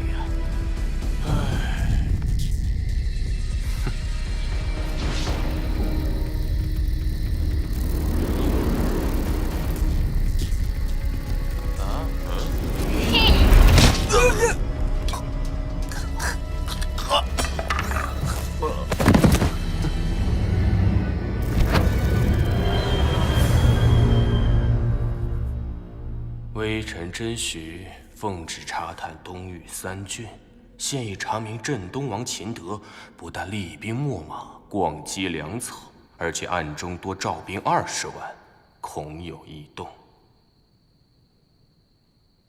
哼哼，好你个秦德，果然想造反！20万，哼哼哼！皇上，虽然秦德多了20万军队，但有黑水山贼在那里牵制，他不敢全军进出，应该也不足为虑吧？你懂什么？山贼终究是山贼，谁敢保证不会被秦德收买？一旦这20万精兵全部投入战场，足以影响大局。皇上英明。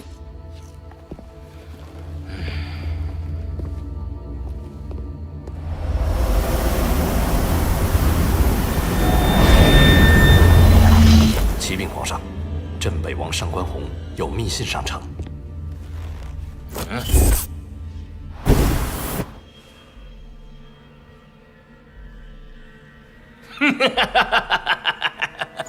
上官宏的信完全证实了真徐的情报。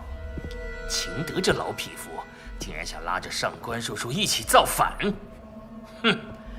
他怎知道我们项家和上官家有着什么样的关系？秦德向来用兵如神，想不到竟然会轻信上官宏这只老狐狸，哼，真是自寻死路啊！我们要先下手为强，你马上派人去和黑水山贼交涉，务必让他们在大战开启时去端了秦德老巢。如果那些山贼胃口太大，乱开价呢？哼，笨蛋！只要能把他们拉拢过来，就算答应给他们一个郡，又如何？属下懂了，出价是出价，也要看他们有没有福分享受。真徐那边也要加紧收集情报，特别是军备和战略方面。要不要让真徐直接去杀了秦德？千万不可！秦德二子都是人中龙凤，除非父子3人一起全除掉，否则换个家主对他们影响不大，反而会打草惊蛇。皇上高瞻远瞩，微臣真是五体投地呀！这个曹豹怎么会突然变得这么聪明？莫非后面有高人指点？我们表面上什么都不要做，就任凭秦家造反好了。告诉上官叔叔，一定要好好帮他们，到时候，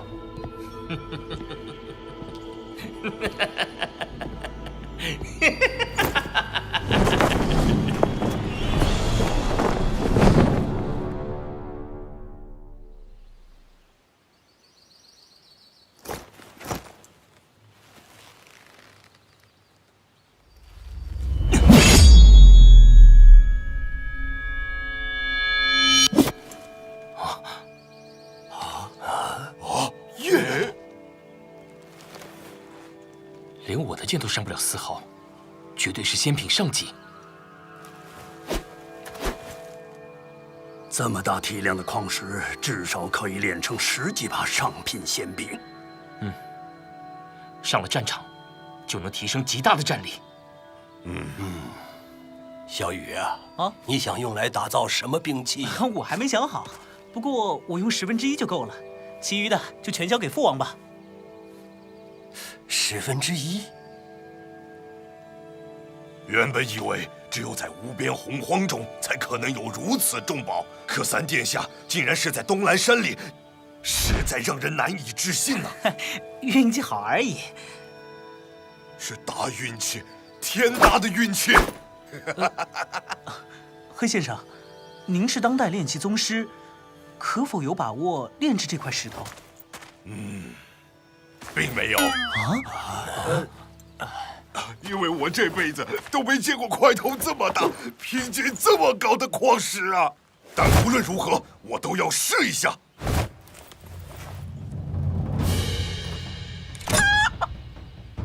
蓝岩水，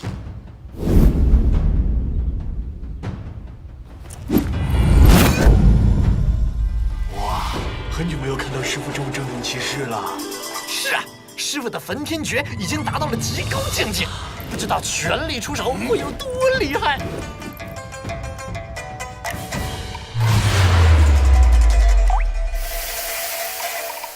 这石头果然厉害，连蓝岩水都留不下丝毫印记啊！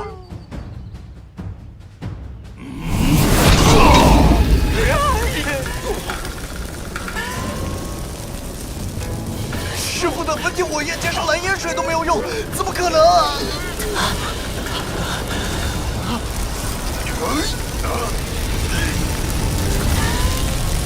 好强啊！这是特殊的先天真气化成的火焰吧？这样都融化不了啊！我还不信了！黑先生果然名不虚传。着火呀！救救我！救救我！屁股，我的屁股！救我！水！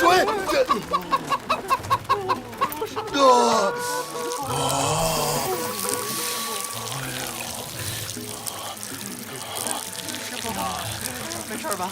黑先生，你没事吧？我不要紧。对不起，三殿下，对这块石头我是没招了。黑先生，几年前你不是还为我炼制了一把仙品上级的战刀吗？今天怎么？这还不懂吗？当然是因为这块石头已经超越了仙品上级了。仙品上级不是已经是最高级了吗？哎，你们晓得什么呀？凡品、仙品都只是我们凡人用的东西。如果仙品上级是最高，那上仙们用什么？如果我料得不错，这应该是炼制上仙武器的材料。炼制上仙武器，那能找谁去啊？连黑先生你都不行。三殿下，您怎么了？炼制上仙武器嘛，当然是去找上仙呐。只有上仙的三昧真火，才对付得了这块石头。风伯伯，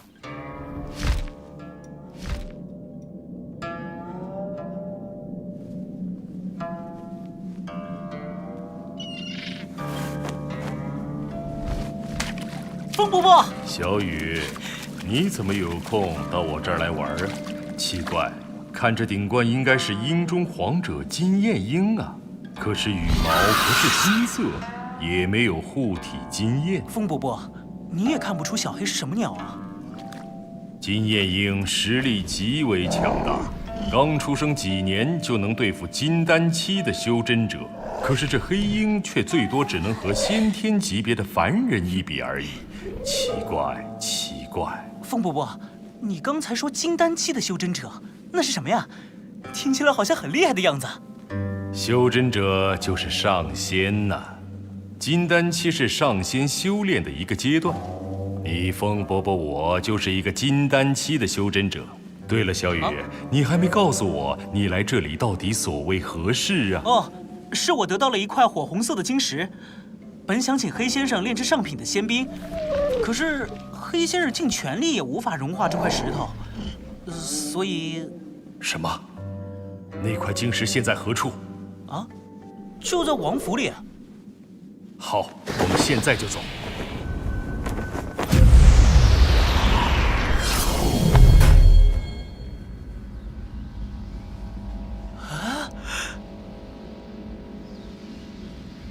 哇，这就是上仙的飞剑啊！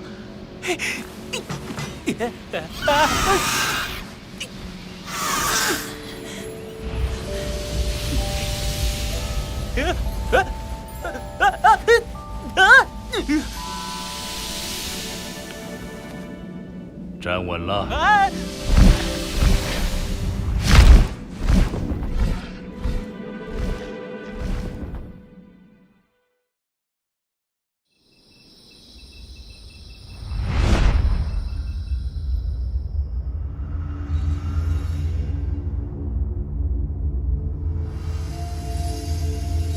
果然是石中燕赤铁，竟然这么大！石中燕赤铁，好怪的名字，它究竟是什么东西啊？就是炼制上仙飞剑最好的材料啊！我们门中有一位大功的元婴期前辈，所得赏赐的飞剑用到的燕赤铁还不及这块的1/10。起！小雨，你想要什么灵气？我帮你炼制。灵气？所谓灵气，就是本身具有灵力的武器，不但锋利程度远在仙品之上，而且还能融入体内。虽然你没有真元力，无法使用灵气的一些特异效能，但护身绝对没问题。这么厉害啊！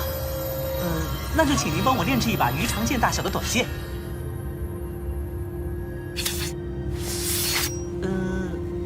哦。以保护指关节的全套。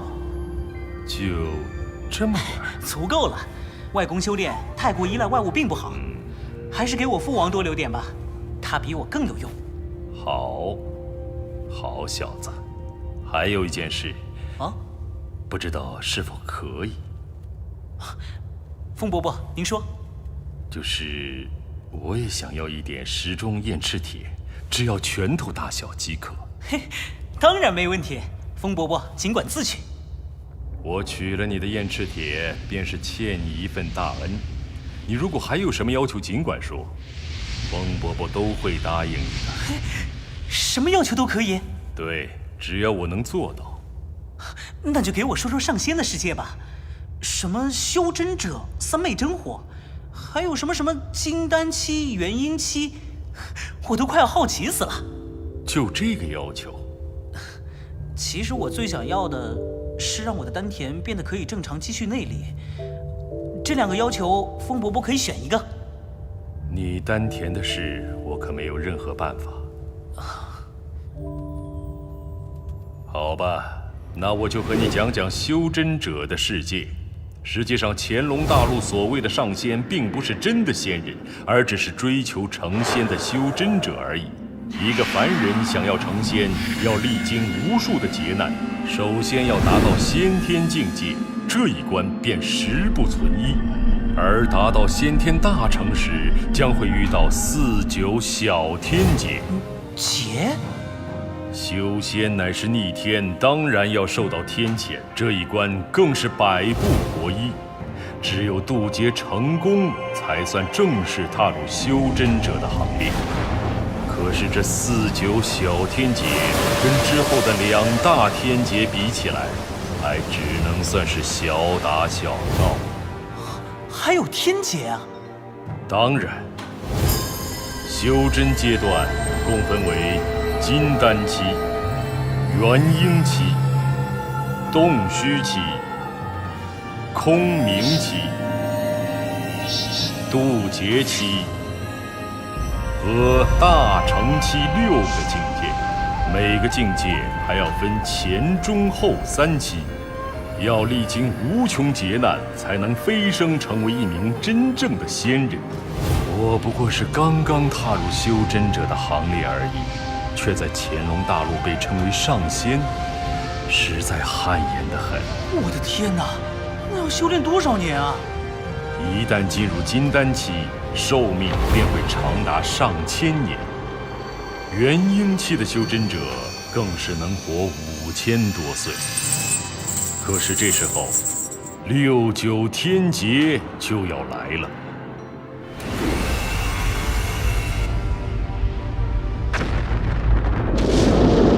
渡得过，就能元婴出体，长生不死；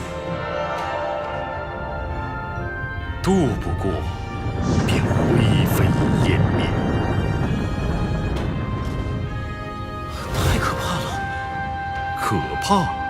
和最后渡劫期的99重劫根本就没法比。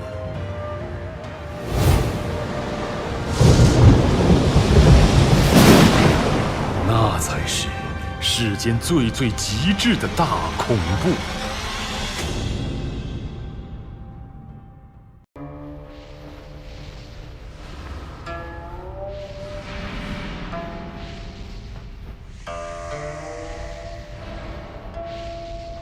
能够度过3劫，最终得道成仙的人，无不天资极高，还要有灵气和灵丹的护持才行。原来灵气还有这个作用啊！当年若不是恩师赐我一把飞剑，想要度过4、9天劫，都是难上加难呐。可惜那把飞剑只是下品灵器。等到6、9大天劫时，就当不得用了。好在现在有了你发现的这块燕赤铁，至少能炼出中品以上的灵气。我渡6、9之劫，便多了一份把握。风伯伯，能帮到你，我很高兴。对了，风伯伯，您说修真必须经过6个境界才能达成，难道就真的没有其他途径吗？小雨，我知道你的心意，但自有修真以来，无论是人修仙修魔，还是飞禽走兽修妖，居内丹都是必经之路，概莫能外。这样啊。啊，等等，我想起来了。很久以前，乾隆大陆曾发生过一次群仙大战，那个神秘人很可能就不是结金丹修元婴的。群仙大战？那是当年修真界惊天动地的一件大事。参与大战的有数十个空明期、渡劫期的高手，1个大成期修真者，还有好几个散仙。散仙是什么？散仙是渡99重劫失败，肉体被毁但元婴幸存的修真者，一般比渡劫期高手还要强一些。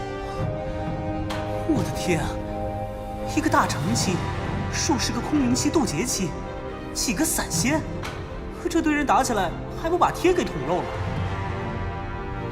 不是他们之间打，而是他们联手杀一个人，只为杀一个人。什么？这么多超级高手在一起，就为了杀一个人？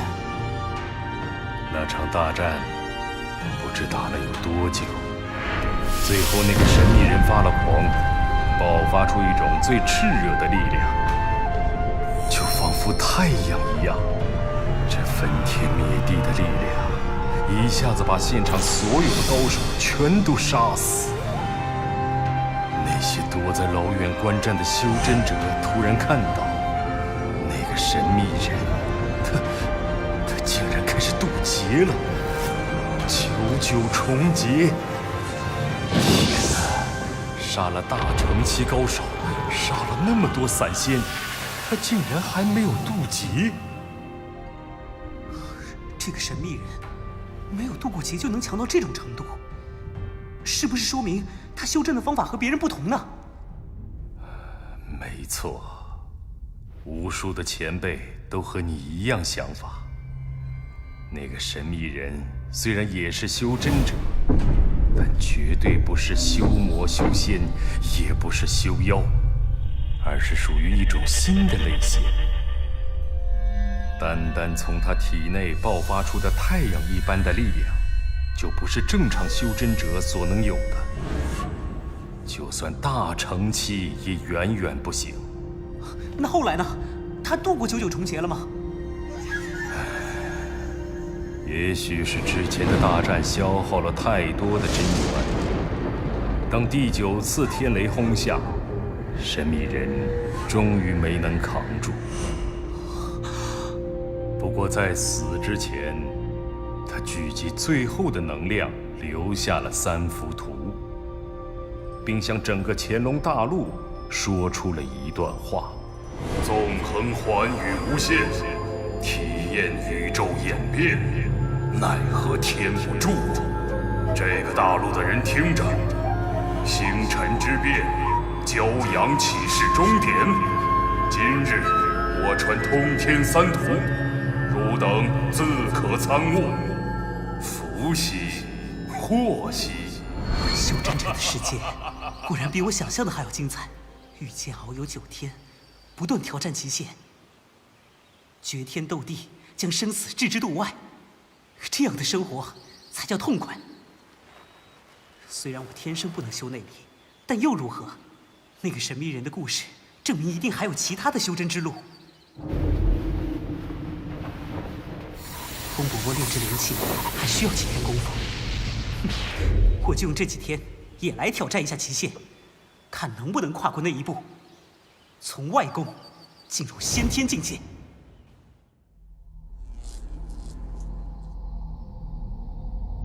京城那边有什么动静吗？不起波澜。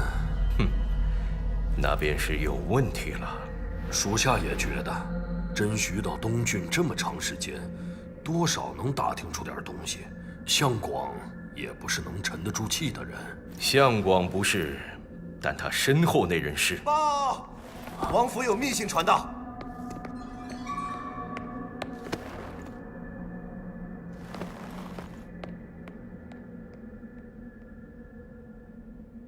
哈哈哈哈！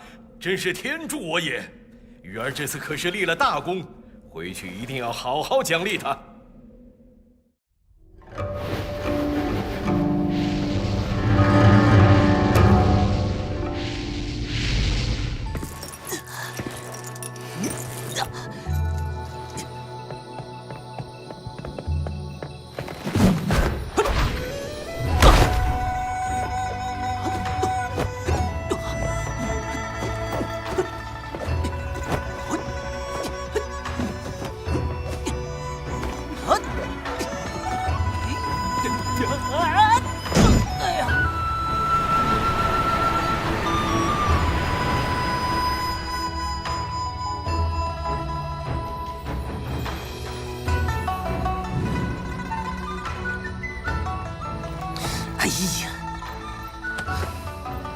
苦修3天，完全没有一点进步啊！现在的修炼方法，看来已经穷尽极限了。可是不用现在的方法，又能怎么办呢？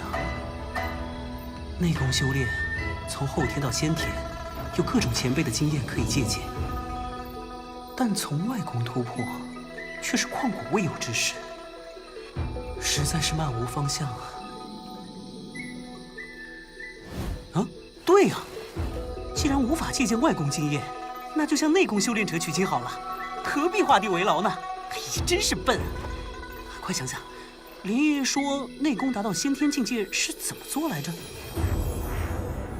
成为先天高手，一是达到后天大圆满境界，二要对天道自然有所领悟。很多人始终无法突破最后一步。后天大圆满，我已经是了。至于感悟天道自然，这个确实悬了。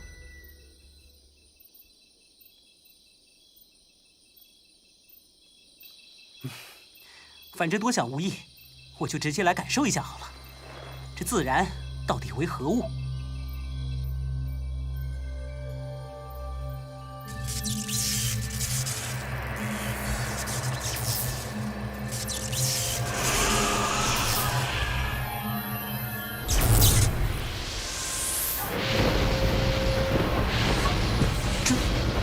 这就是我的灵魂吗？它在蜕变。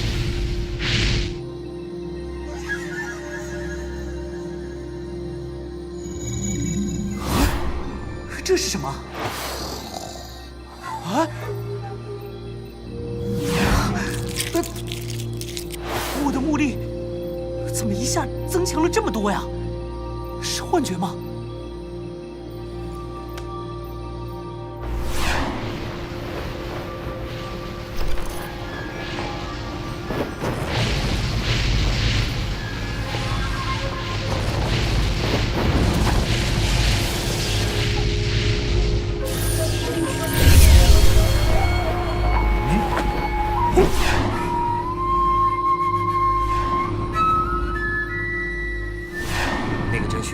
真是棘手。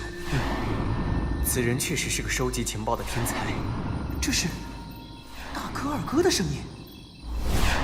他来东郡之后，给我们带来了很多麻烦。真虚和他手下的纳兰兄妹必须早点清除掉，否则太危险。耳力也提升了100倍有余。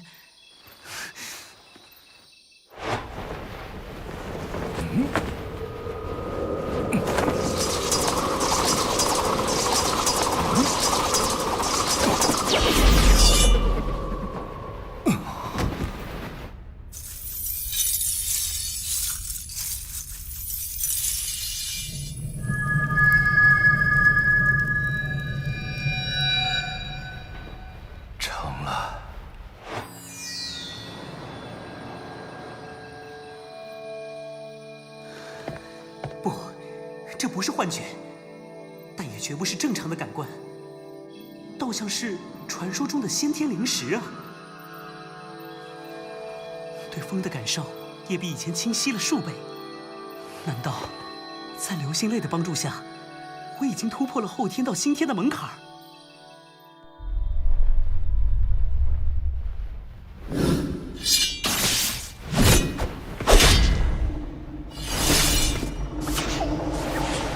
恭喜王爷，石中燕翅铁已经全部炼成了灵器。您手下的先天高手有了这些兵器，联手对付项家2大上仙里金丹中期的五行，绝对没有问题。而我有了这把中品飞剑，也足以对抗金丹后期的武德，对项家一战的最后障碍，可以说扫清了。太好了，风兄，你可是解决了我的心头大患呐！多谢，多谢。王爷，你真正应该感谢的是小雨，我其实也沾了他的光。对对对，该赏，该赏。小雨，哎，小雨呢？小雨怎么没来？小雨刚才拿到风先生为他炼制的短剑和拳套，就离开了王府。也许是回云雾山庄了吧。短剑和拳套？哼，有这么多燕翅铁，为什么就给小雨炼制了那么点东西？至少应该炼一件护身战甲。小雨说他不要，说是有了护身战甲保护，会生侥幸之心，妨碍练功。胡说！他一个小孩子不懂事，你们也跟着他胡闹。小雨只不过是为了给父王多留一些燕翅铁而已。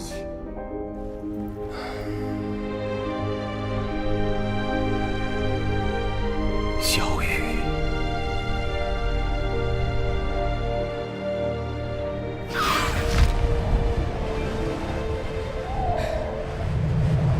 这难道是先天胎息？小黑，我们走。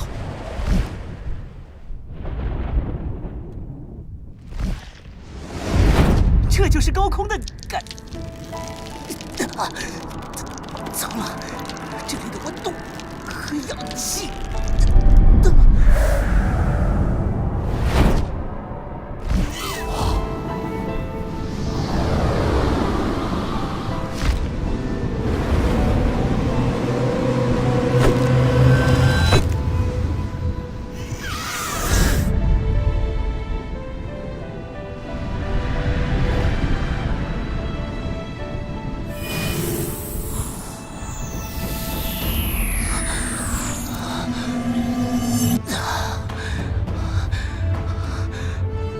呼吸了，还漂浮在空中，这说明呀，这种感觉实在太美妙了。柔韧、力量、灵敏，都融为了一体。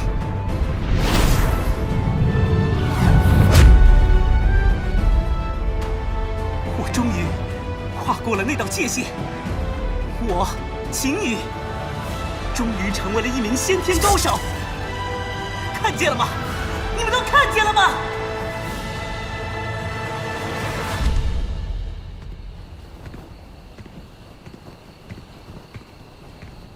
金牌第12条任务。银牌杀手越级挑战金牌任务，可惜这个任务可是很有难度的，已经有位金牌杀手死了。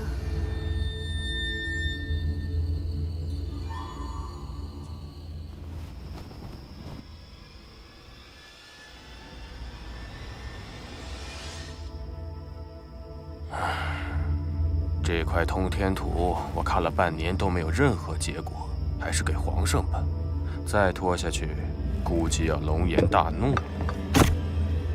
通天图，外面是哪位朋友？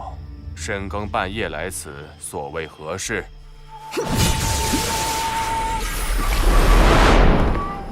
被发现了吗？果然厉害。银牌杀手，准确的说，天网银牌杀手刘星。原来你就是刘星。近来在江湖上名头不小啊。不过你连金牌杀手都不是，也敢来杀我？试试吧。但话说回来，你确实有点奇怪。你应该也是先天境界吧？可为什么我就完全看不出来？也许是因为你见识太少了。你的话太多，杀手不应该话多。哼，纳兰小姐，看起来你的见识也不怎么样。哦，哈，对不起，据说你已经上百岁了，也许应该叫你一声大娘才对。找死！好，身为世上第一个外功先天高手，我也正想知道那是怎样的境界，就拿你做试验了。小心！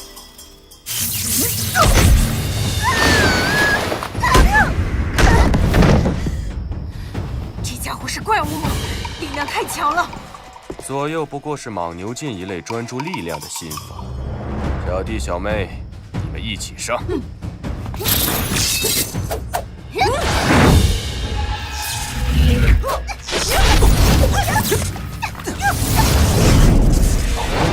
灵气吗？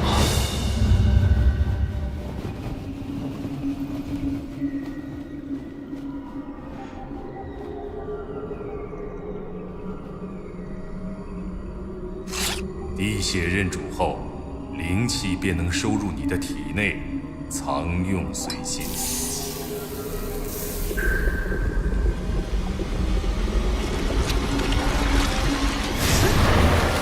电噬拳！不要硬打，利用你们的速度。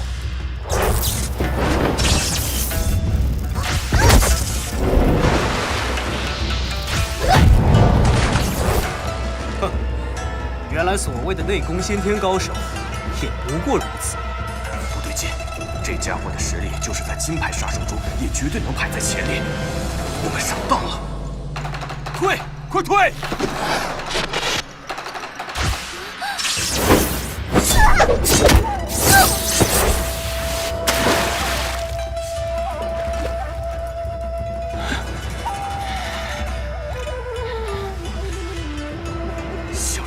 妹，其实我最强的并不是力量，而是速度。你错了。受死吧！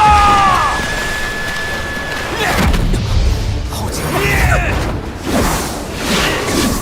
速度确实可惜还不如我，你的力量也不错，也不能和我的先天真气抗衡。剑速防御，你都远远比不上我，所以你这次一定要死！不愧是先天后期高手，速度好快，真气也强到可怕。哼，不过我真的样样都比不上你。抱歉，请稍等一下。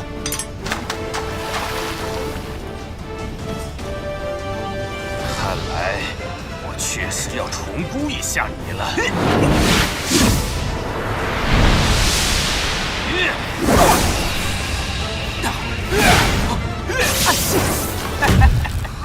这只血魂爪是用妖兽的爪子炼成的仙品圣级兵器，你能顶住它的一击也算不错了。接下来就让你好好感受一下吧，万爪穿心，找死！焰噬拳！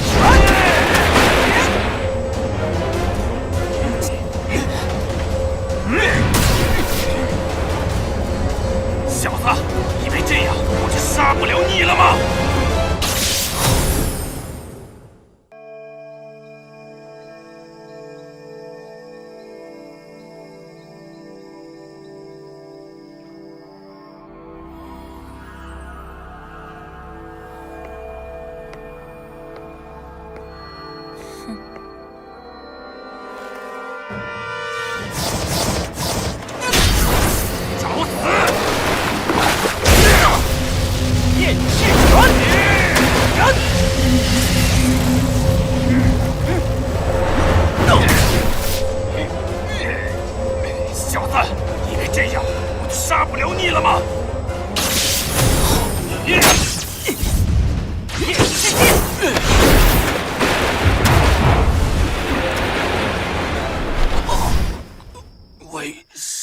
么？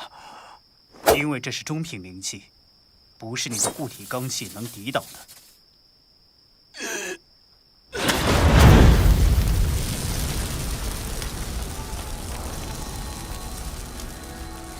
不愧是流星先生。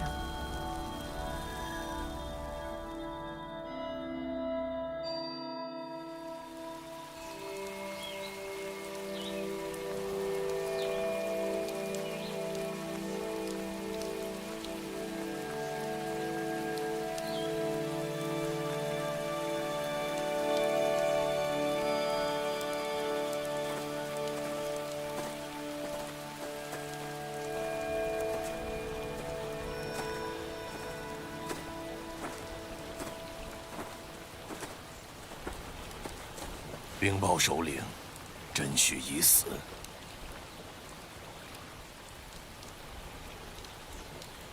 执行任务的是谁？银牌杀手刘星。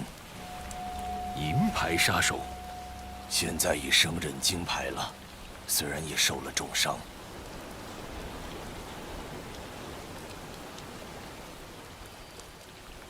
我要回延京了，你们准备一下。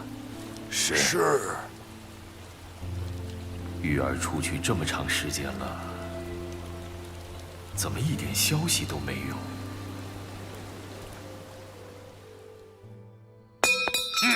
废物，废物，废物！甄须被杀，等于折了朕一翅啊！好你个秦德，此仇不报非君子！这秦德也真是狡猾，还在现场布置了天网银牌杀手的银色面具粉末，估计是想迷惑我们，让我们和天网结仇死拼，用心喝其歹毒。叫易峰来。是。美人儿。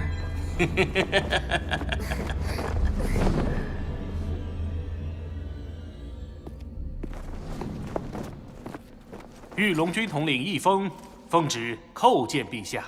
哎呀，易峰，之前你禀报乾隆大陆第一富豪朱三想用妖兽剑齿虎来换朕的一块通天图，是不是？是。不过前次皇上似乎无意交易，所以不告诉朱三，朕答应了，而且要快。剑齿虎身上的16根利剑绝对不可以少一根。皇上为何是要起兵了吗？因此皇上想要多收一些仙兵利器。哼，聪明。那块通天图就是个鸡肋，多少天才人物集齐了3块，也参悟不透其中奥秘，还不如拿去换10几把仙品上级兵器有用。不过，朱三是在无边洪荒捕到的剑齿虎，他不敢冒险穿过东域，只肯在临近洪荒的地方交易。那里是秦德的地盘，恐怕有点麻烦呢。我自有安排。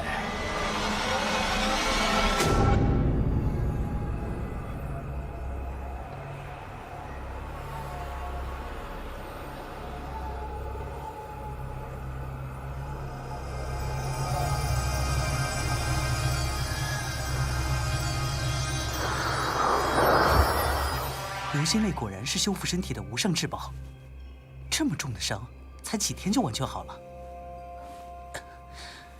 啊？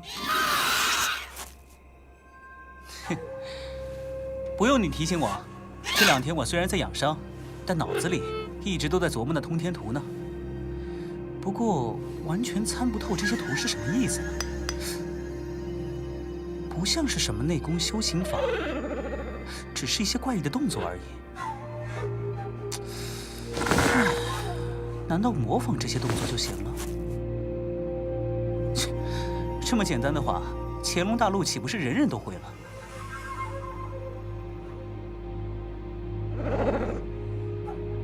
啊？你叫我不要想太多。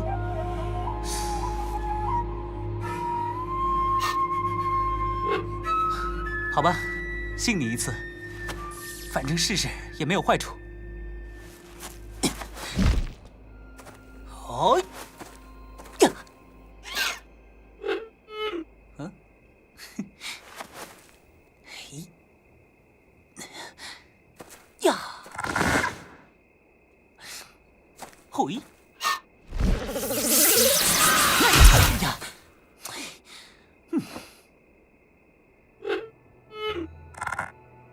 好，好，好。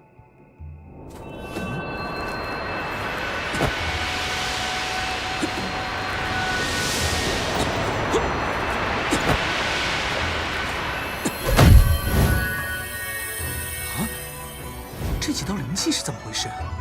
之前修祖龙诀，灵气不都是先要聚集丹田后再流向身体各处的吗？可这次怎么一进身体就直接渗透了，而且竟然全部被吸收了？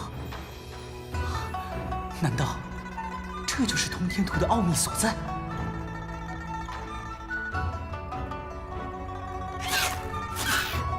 这通天图不管有什么奥秘，单是表面的这些图案，已经带给我如此大的变化，这已经让我很满意了。小黑，我们先去交任务，然后去元京城找父王。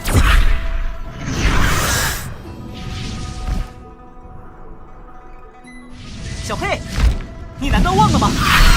父王曾经说过，只要我能成为先天高手，就同意我参与计划。而我现在已经是乾隆大陆第一个外攻先天高手了，回家找父王喽！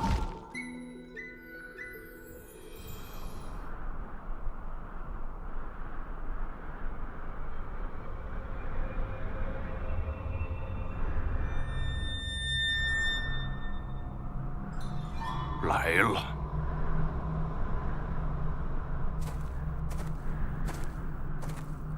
在下玉龙军统领一封，奉楚皇之命前来交易。哼，东西呢？没问题吧？和朱三先生交易，你们还用担心吗？嗯，抬上来吧。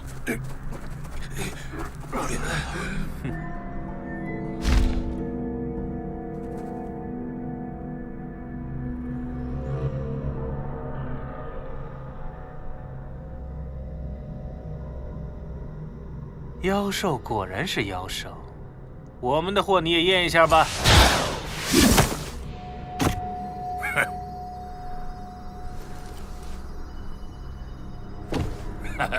不用验了，难道我们还会怀疑皇家的信誉吗？那就合作愉快了。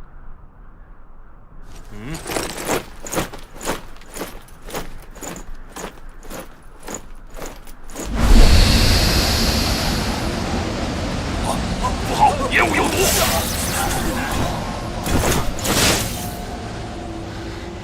秦德的人，秦德，皇上的事你们竟然敢插手，难道是要造反吗？一峰，现在还说这种话，不觉得可笑吗？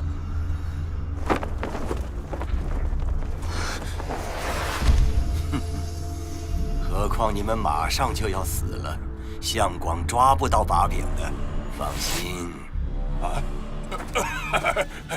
不要误会，我们可是朱老板。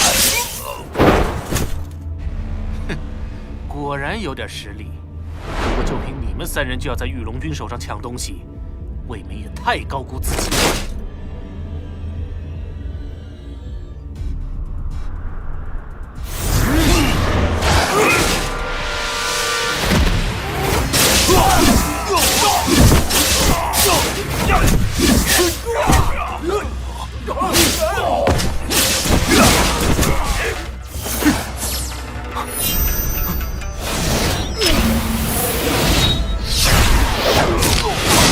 师兄，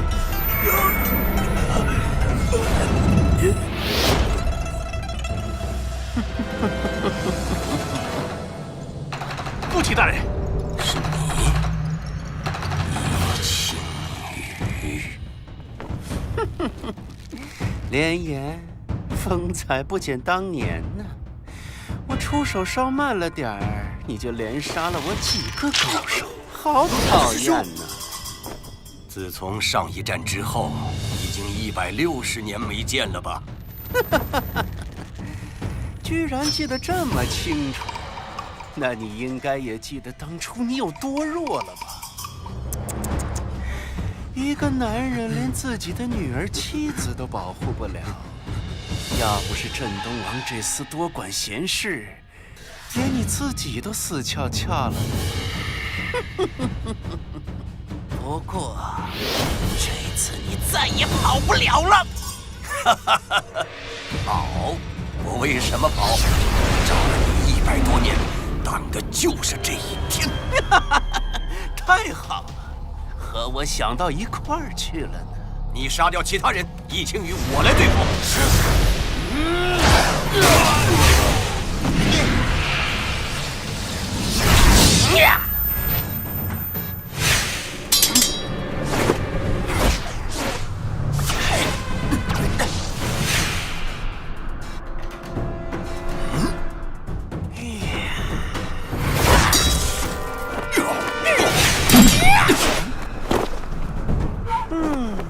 没想到这些年长了些本事吗？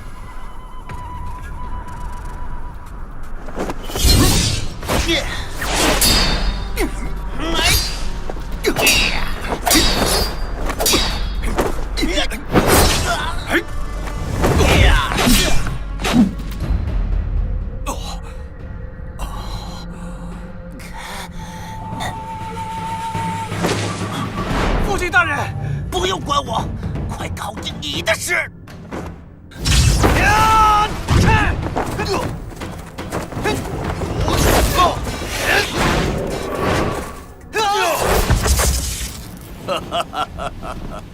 花开花落，春去秋来，160年呐！离，今天我一定会报你和燕儿的仇。这家伙真的变强了很多，看来不出最强绝招是不行了。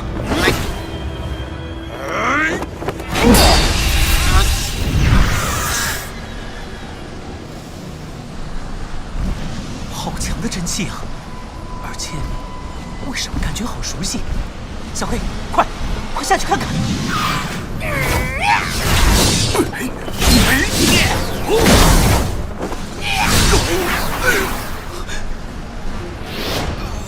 林爷爷，小黑，加速！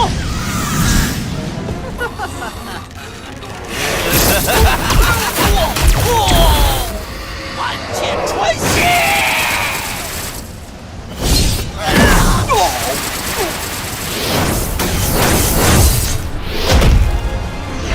小黑，快点！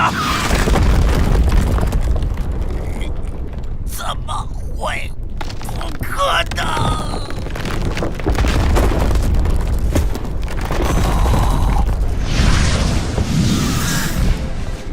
父亲，林爷爷。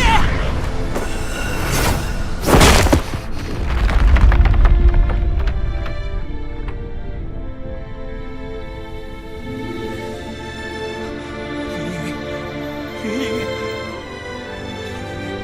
怎么是你？你怎么了？林爷爷，你快醒醒啊！林爷，你醒醒啊！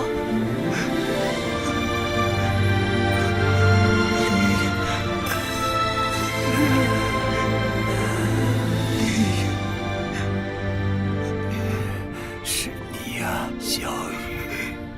林爷爷，没事的，你一定会没事的。小雨。林爷爷，我要学武功，我要修炼。你要修炼？林爷爷，我跟您开玩笑呢，我自己的生日怎么会忘记啊？林爷爷，林爷爷。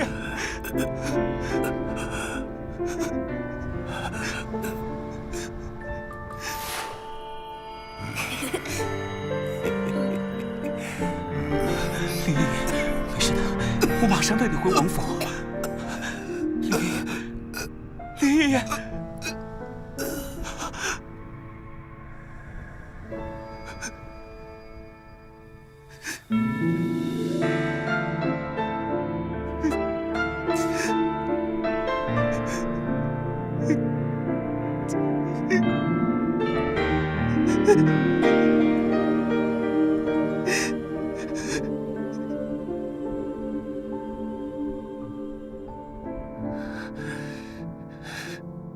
把连野老贼千刀万剐，祭奠我父亲大人。遵令。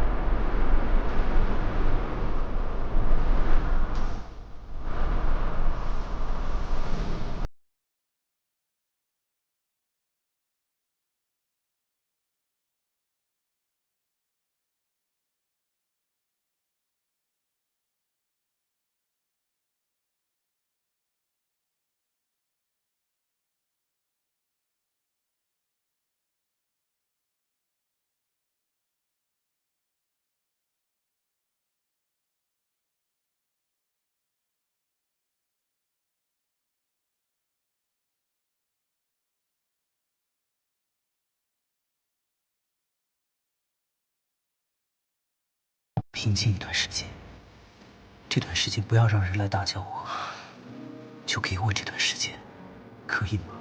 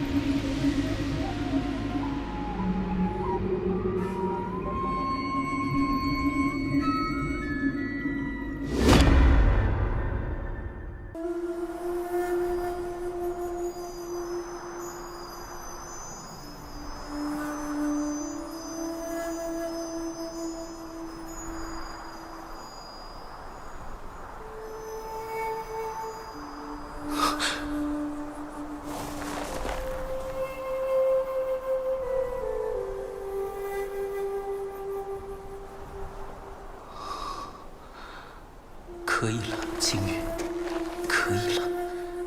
人已死去，再伤心也是无用。林爷爷，你在天上看着，我绝对不会让你失望的。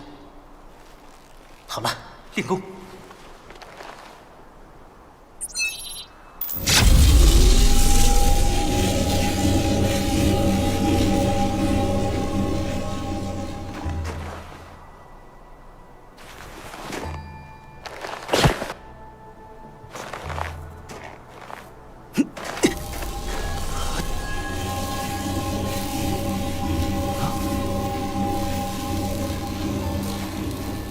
气柱怎么会变成这个样子？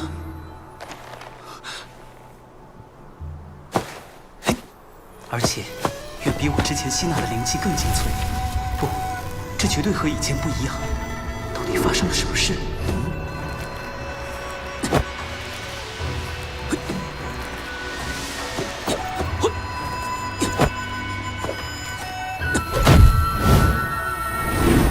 难道我竟在无意间破解了修炼通天玄功的诀窍？但是这诀窍又是什么呢？哦呀！嗯？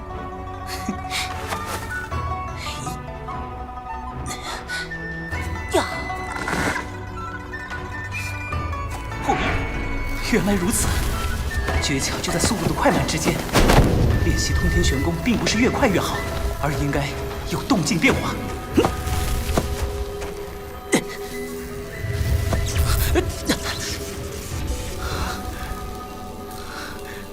我原本只是想借荧光入体的剧痛来麻木悲伤之情，没想到我的运气真是太好了。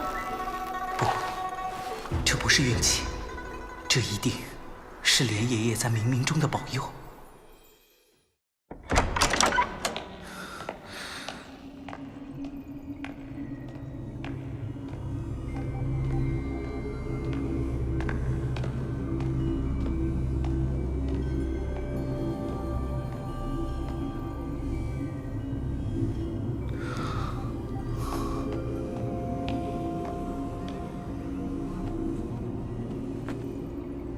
第一块通天图对我已经没用了，就藏在这里吧。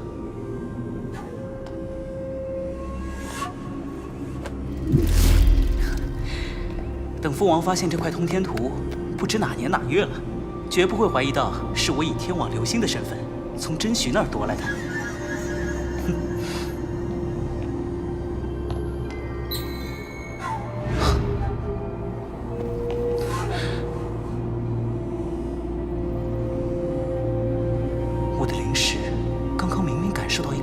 气息，难道是错觉？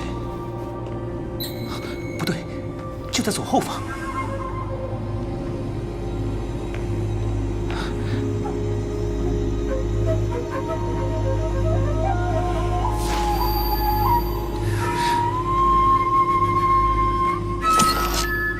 第二块通天图竟然会在这里，一定是我练成了第一块通天图，所以才对第二块通天图产生了特殊的感应。不过这也太神奇了，完全承继了第一块上的练功法式。这么说来，练法也应该是一样的。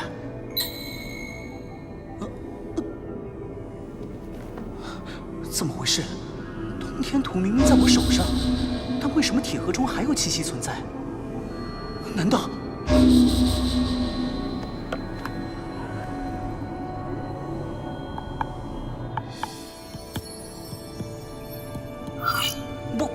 不会吧！我的运气也好得太过分了。开密会的时间到了。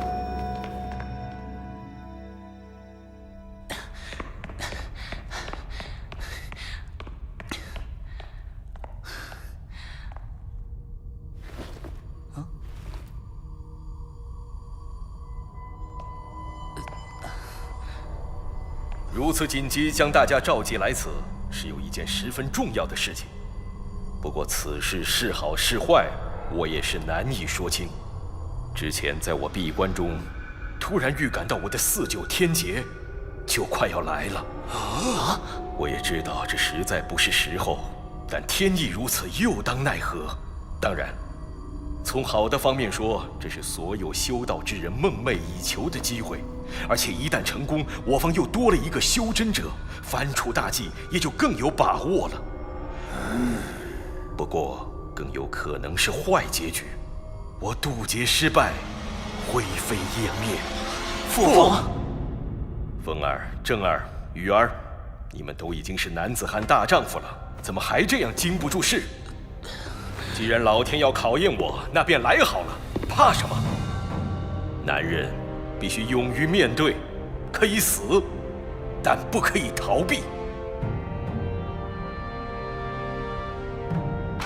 接下来我来安排一下之后的事情。正儿，从今天起，东郡政务皆由你来负责，我只做幕后指导。是，父王。凤儿，我们秦家的军队完全是由军功来决定地位的，你可知道？父王，孩儿会努力的。玉儿，父王，终于召唤我了。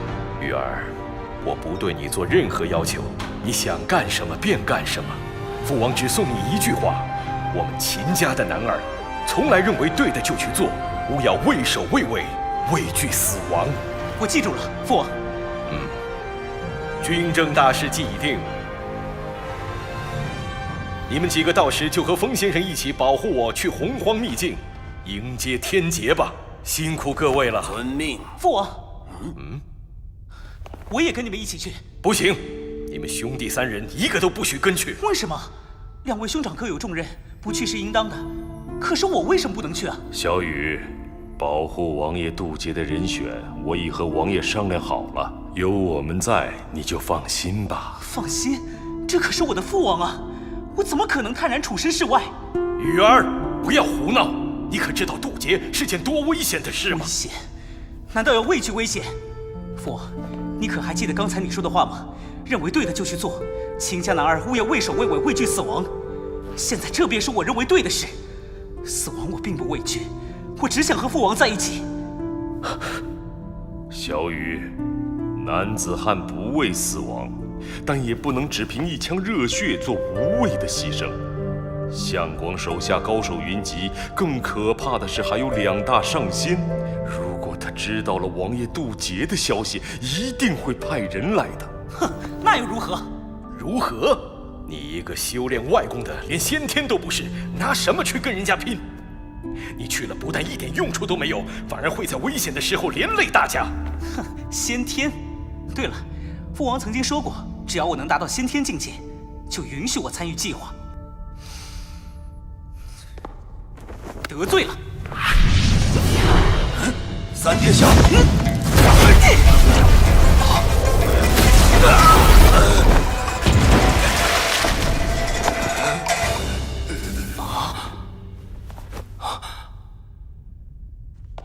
父王，孩儿秦羽，现在已是乾隆大陆有史以来第一个先天外功高手。什么？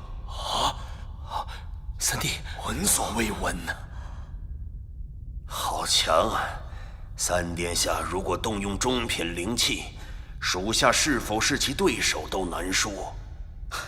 父王，不行。为什么？为什么还是不行？父王，你不是说过只要先天境界就可以了吗？我现在实力远超一般先天高手，即便是先天大圆满境界高手，我也有一拼之力。为什么？为什么还是不允许我跟你一起去？小雨，冷静点。好，我冷静。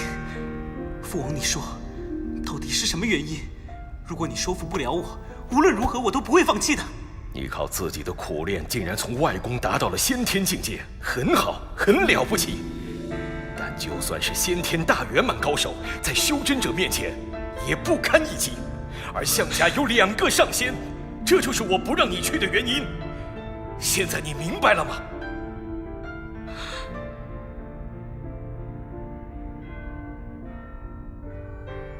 小雨。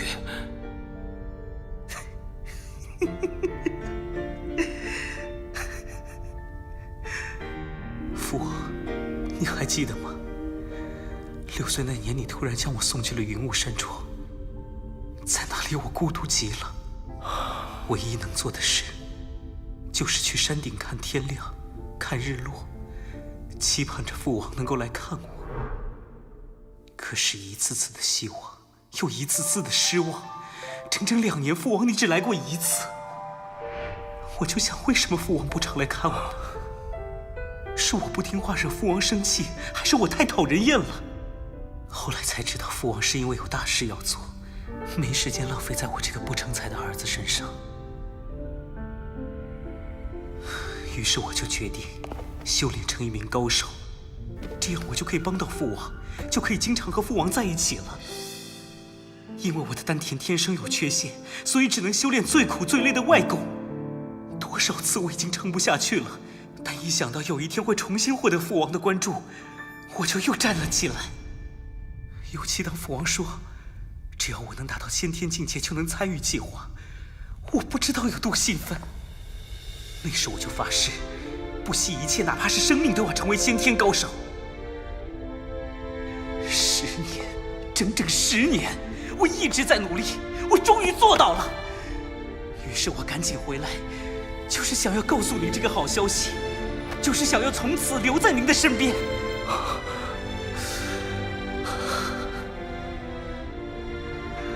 可是我错了，错得很离谱。玉儿，现在我才知道，在父王您心中，我这个儿子永远是没有用的，对吗？可是，您给过我机会证明我自己吗？你连机会都没有给过我，为什么就敢肯定我没有用呢？为什么？为什么？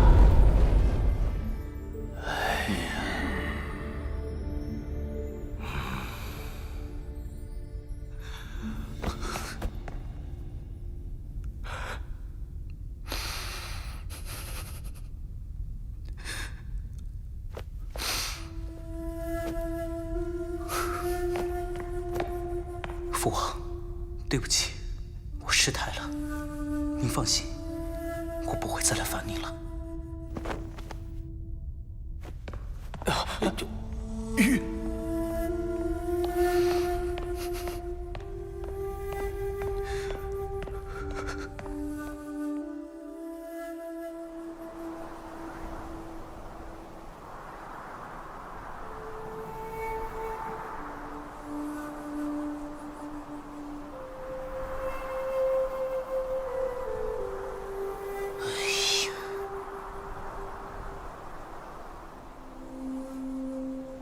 还是抓紧时间修炼通天玄功吧。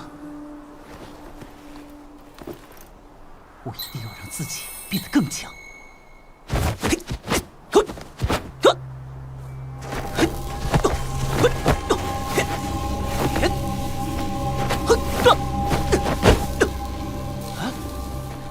又失败了，明明和第一块通天图完全一样，怎么就不行了呢？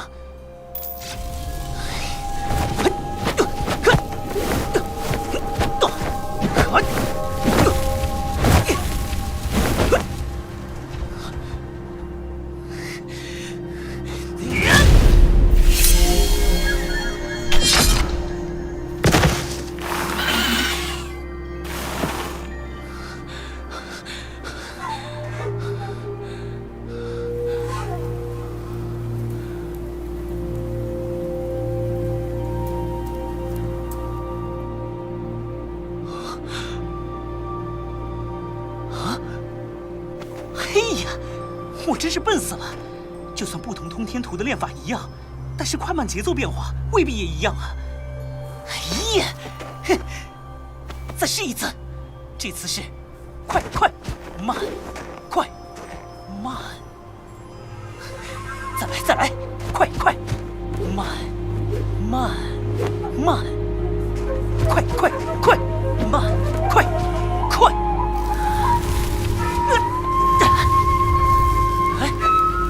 有了！快快，慢慢快，快快慢快。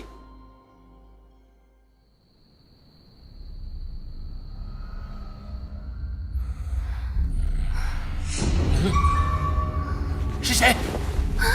有字！皇上，蓝先生，老祖宗又有什么训教了吗？东郡暗棋有密信。秦德马上就要渡49天劫了。什么？如果被他渡劫成功，东郡岂不是也有2个上仙了？那还得了？所以老祖宗让皇上趁此机会除掉秦德。这件事想要有绝对把握，一定得请5行5德兄弟出手才行。但那2个老怪物可贪心的很呢，没点好东西恐怕……放心，不会是吃圣丹吧？老祖宗怎么舍得？此事关系重大，不得不如此。所以皇上明白老祖宗的态度了吧？放心吧，蓝先生，朕绝不会让老祖宗失望的。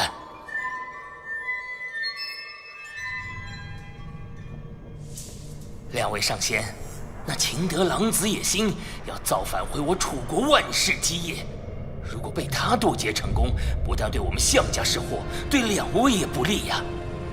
啊，那皇上的意思是什么呢？这个两位上仙是否可以帮忙杀了秦德？师弟，你说呢？师兄，当年我们和项鞅约定的，好像只是守护项家吧？我也想起来了，似乎确实如此。这两个贪心的家伙！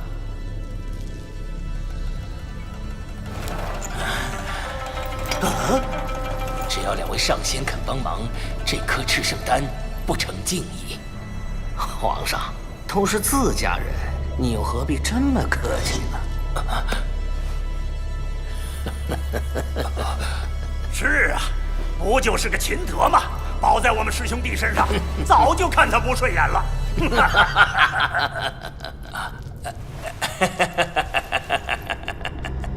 呸！无耻！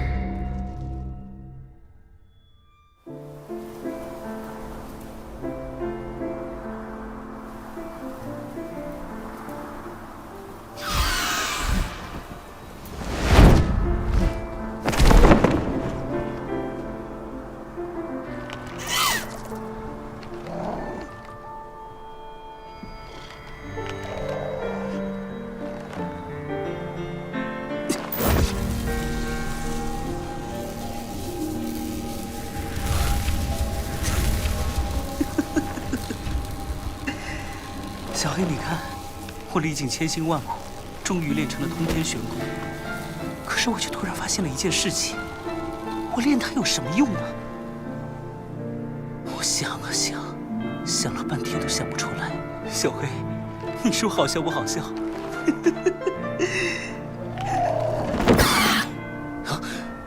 小黑，你说什么？你说我不是男人？你凭什么这么说我？你连父母都没有见过，根本什么都不懂。我的父王马上就要渡劫了，面临生死考验，而我却只能像个废物站在一旁看着，因为没有人相信我。你知道这是一种什么心情吗？你知道吗？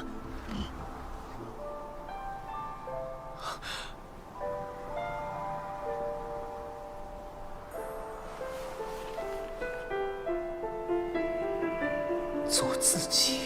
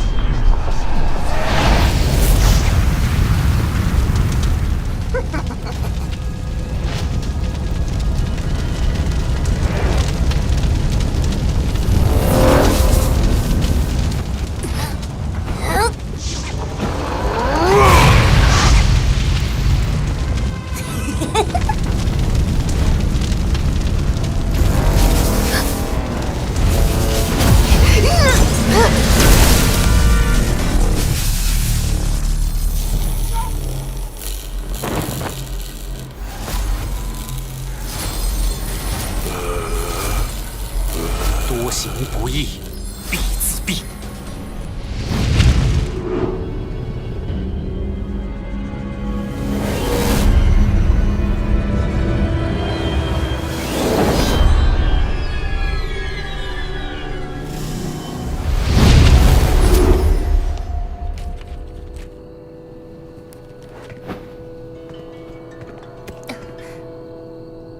花明月暗，漏轻雾，碧纱窗外尽无人。流星先生，不如明早再走。放开！难道嫌弃奴家？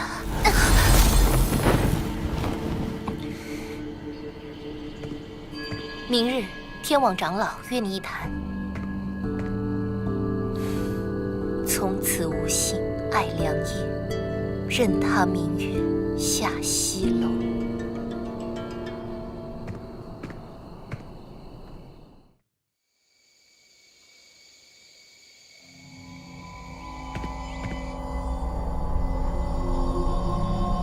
流星先生既然已经到了，为何还不进来？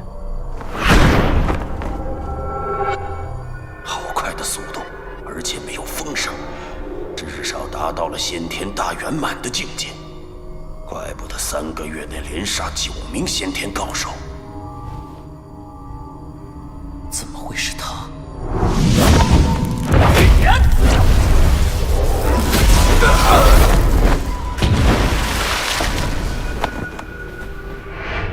父王的手下竟是天网大长老，这到底是怎么回事？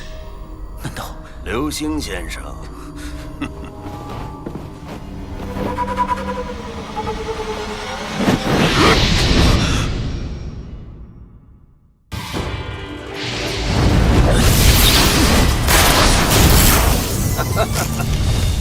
流星先生果然厉害，老朽佩服。大长老，这是在考教我吗？流星先生，请多包涵，实在是这次任务太过艰巨重大。如果实力不够，不但会白白误了性命，而且还会拖累旁人。所以我这也是为彼此负责呀。听起来这次任务很了不得呀。当然，所以首领才命我们必须请来像流星先生这种程度的高手。到底是什么任务这么难？难道是刺杀上仙？这次不是杀人，而是保护一个人。哼，居然叫我当保镖！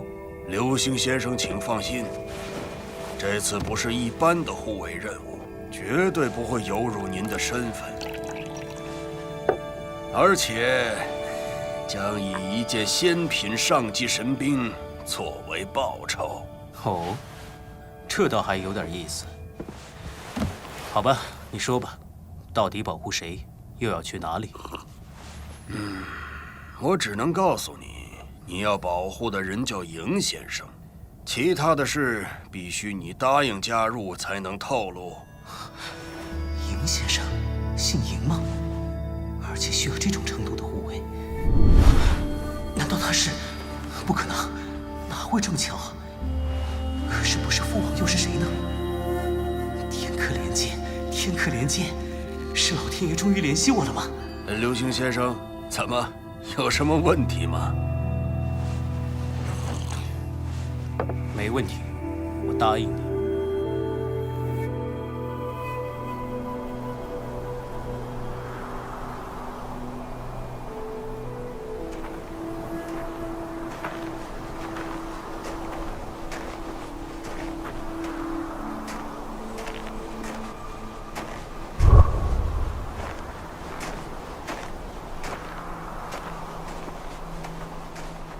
赢先生，流星先生到了。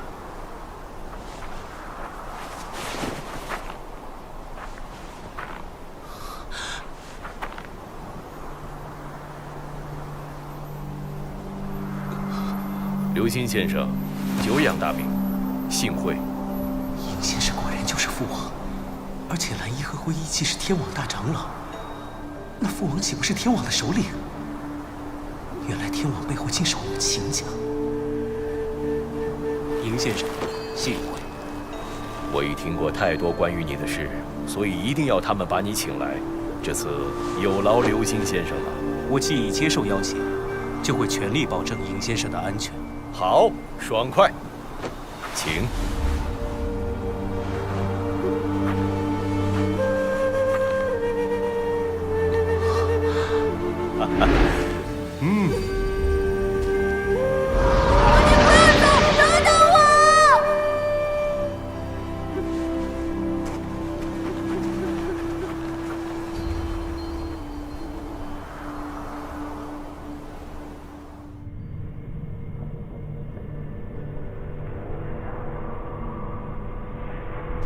这次狙杀秦德事关大楚国运，所以朕特地派遣楚国的顶尖高手四方杀神，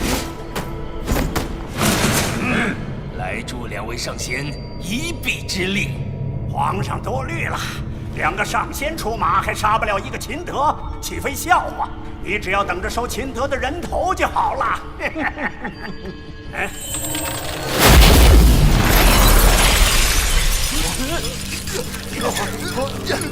太好了，那朕就静候佳音了。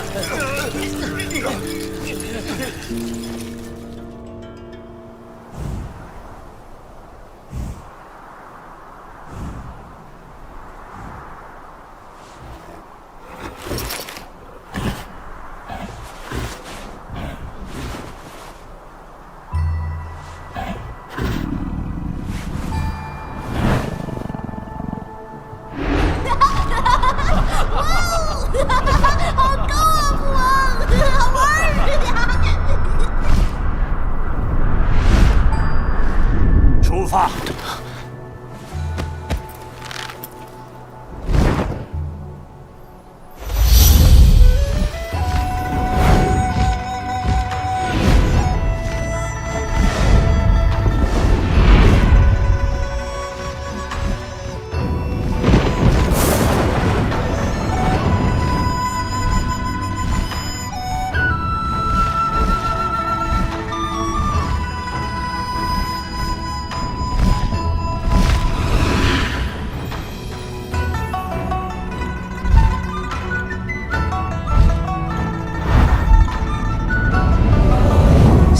越来越厉害了。这飞天黑虎虽然大小和小黑差不多，但其他各方面却是远远不如。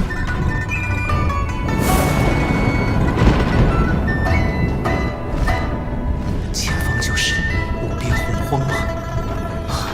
是的，洪荒之中妖兽众多，达到金丹期的也不在少数。就算相广的人发现洪荒之中发生天劫，也一定会以为是妖兽在渡劫，怀疑不到父王头上。下去！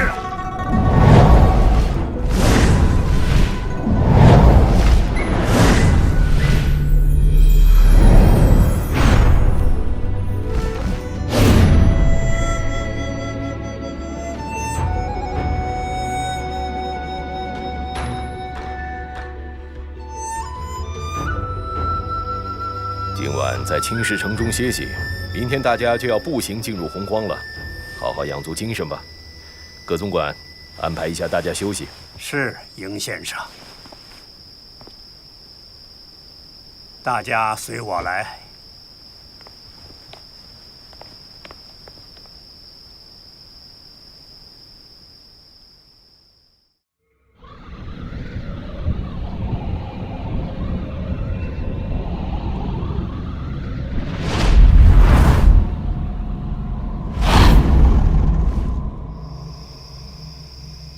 想不到历经波折，我还是跟着父王来了。世事真是奇妙，当日强求无所得，谁想杀手刘星的身份却让我如愿，真是无心插柳柳成荫啊！这难道就是命运吗？可是如果真的一切都随波逐流，那我自己又在哪里呢？这绝对也不是我想要的人生。做自己。是了，或许一开始我就错了。每个人都有自己的人生，所以人本就应该为着自己而活着。我又凭什么要求父王一定按照我的意愿行事呢？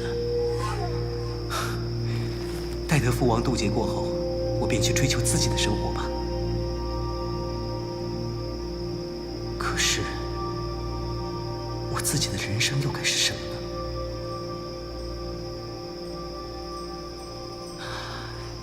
修真界，当然是修真界，与天地抗衡，追求生命的极限。刘星先生，这么晚还不睡，有什么心事吗？我只是在想，此次进入洪荒，如果遇到接近上仙层次的妖兽，我和他来场生死之战，到底是我活还是妖兽活？哦，刘星先生，如果你觉得此行太过危险，现在完全可以放弃。我们并不会责怪你的。殷先生，您误会了。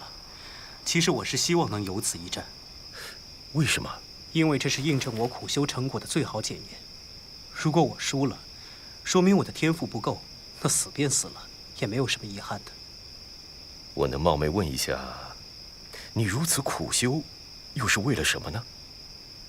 我苦修，一是为了亲人，第二个便是想要追求修炼的极致，因为我向往修真者的世界。那修真者的世界，又有什么如此吸引流星先生呢？修真者，动则御剑飞行万里，逍遥天涯；怒则一剑出，杀人于千里之外。与天地斗，与妖兽斗，岂不快哉？你这番话，很像我认识的一个人。可惜我的实力还远远不够。我相信，你以后一定会实现你的目标的。谢谢，或许吧。尹先生为什么对我的事如此感兴趣？因为我很欣赏你。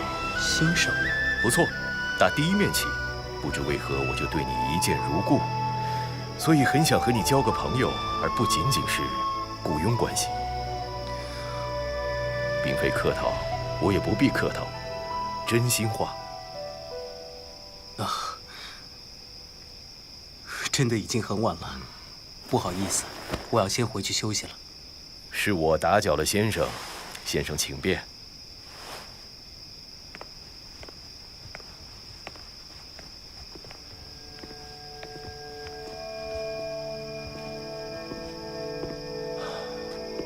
冯兄啊，你看这个流星先生如何？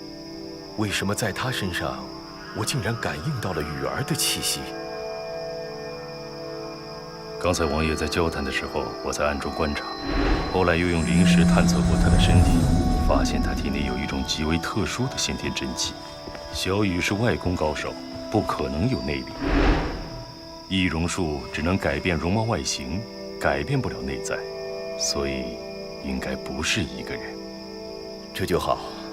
不过，我的直觉告诉我，这位流星先生是值得信任的。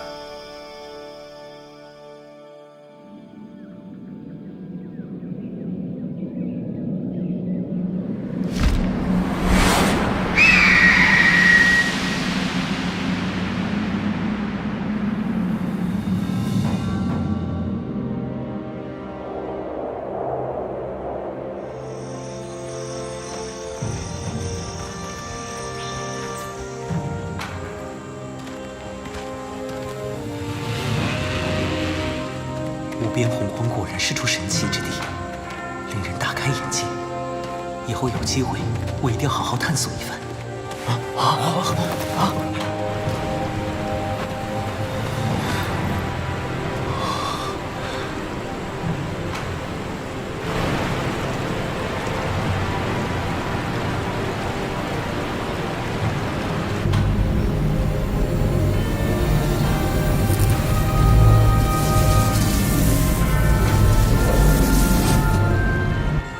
无边洪荒之中，实在太多奇诡难解的东西，不亲眼所见，难以置信。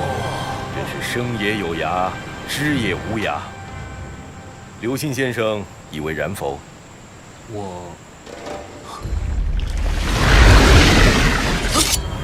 有妖兽保护尹先生。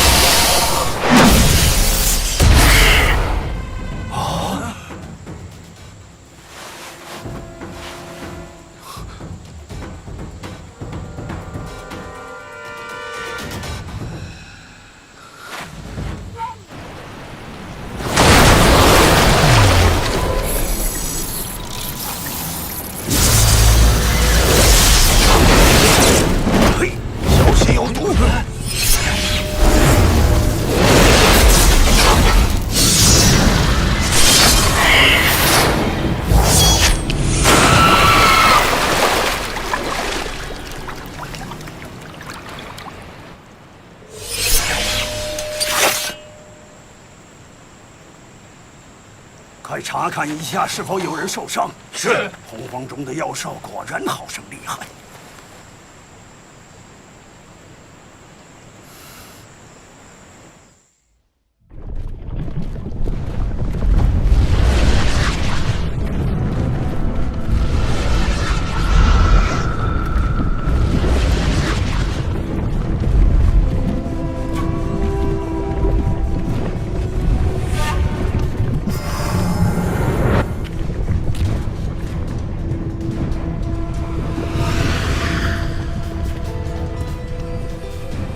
诸位，我们的目的地到了。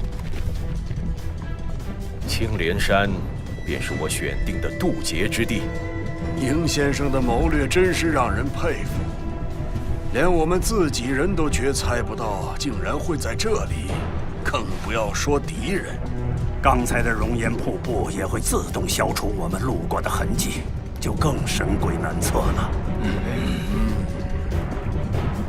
接下来具体选择在哪个位置布阵，便有劳风先生了。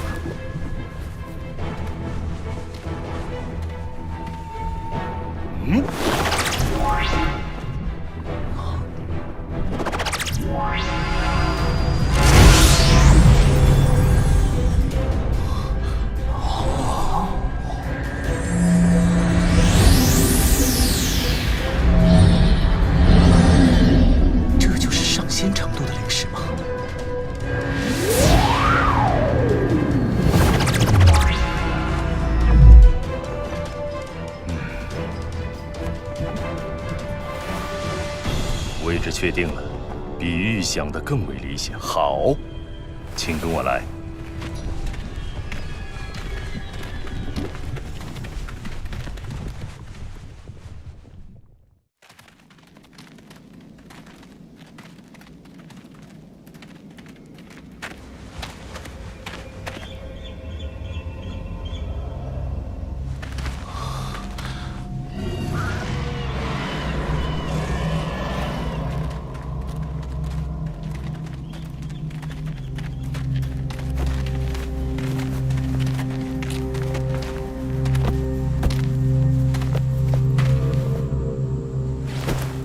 到了，便是此处。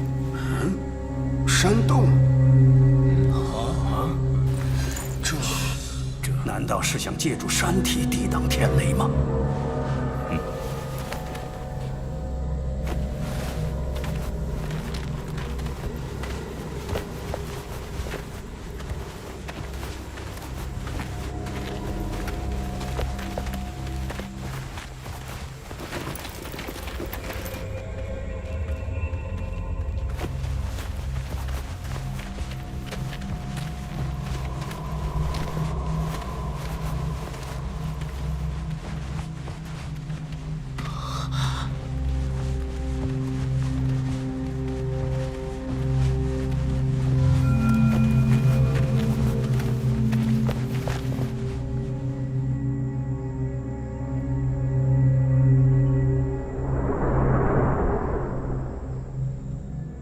奇门遁甲之术，这里的格局似有不同寻常之处。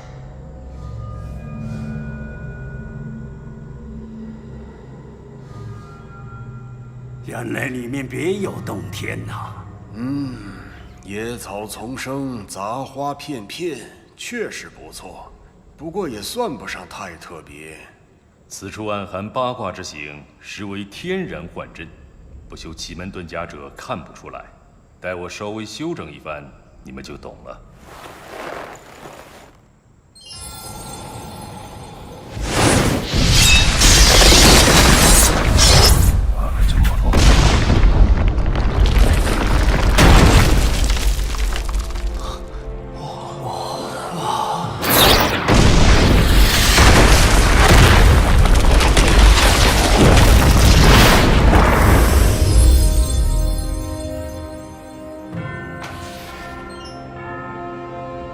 好了，山谷周围的8座山峰正好组成一个天然八卦阵，再以消落下来的力量，在谷底布置一个反八卦，正反结合，互相推动，便能自动运转，生生不息，吸收天地自然之力，形成护障，并隔断内外信息。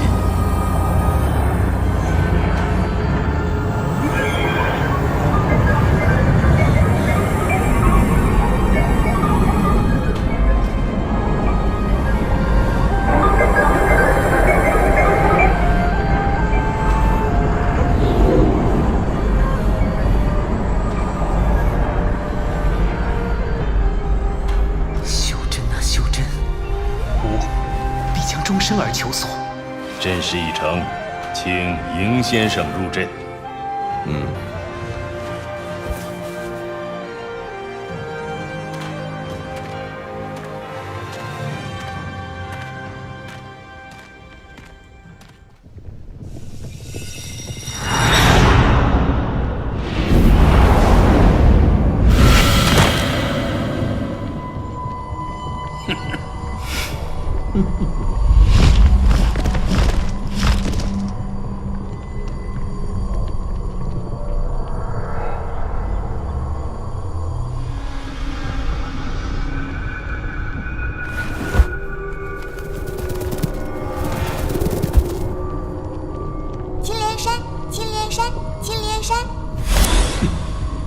不错，很会找地方嘛。这应该是风玉子的主意吧？风玉子，区区金丹中期而已。等我的灵石摸到他脑门上，估计他还目知目觉呢。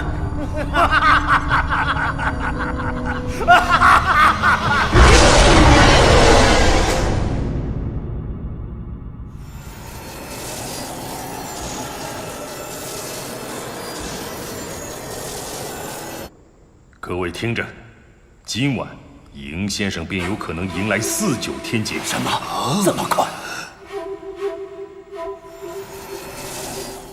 ？49天劫一共有4道天雷降下，在此期间必须保证迎先生不受任何干扰，更不允许任何人靠近迎先生。是。大家也别妄想帮迎先生抵挡天雷，天劫乃是针对渡劫之人。旁人插手，不但没有任何帮助，自己也会遭到天谴，可懂？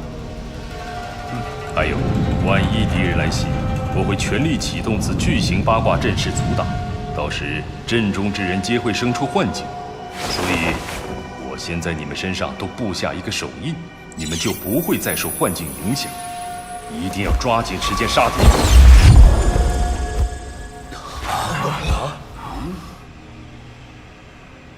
我说的都记住了吗？记住，遵命。好，那便各就各位。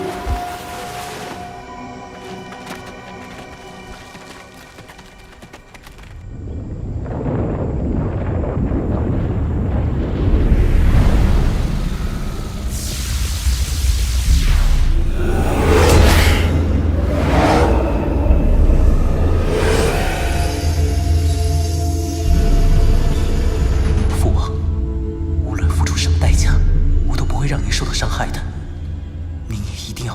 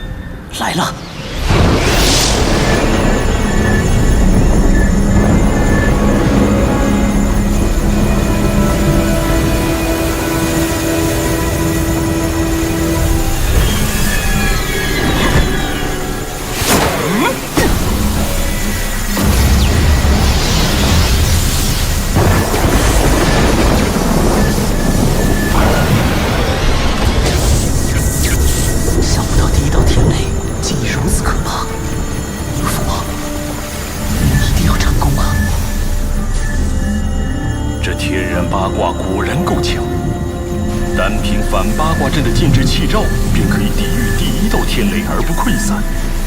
只要不出意外，王爷这次渡劫应该是有惊无险。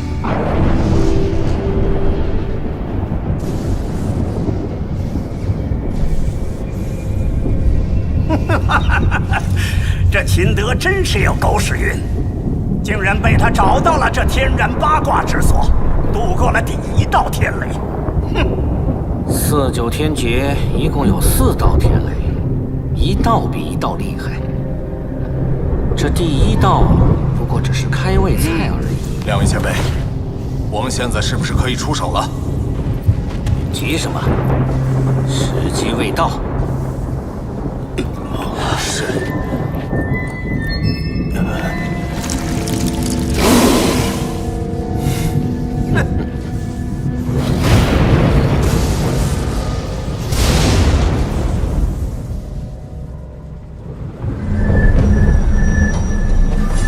这么快就要降下第2道天雷吗？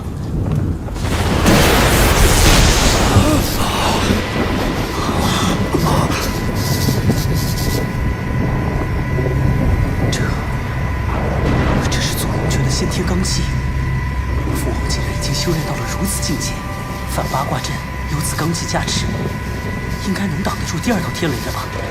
有敌袭！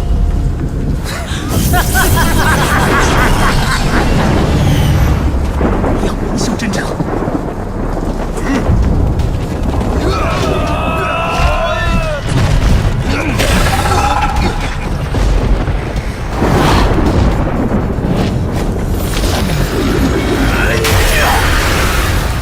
父王，开！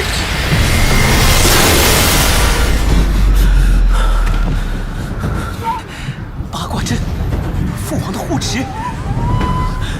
混蛋！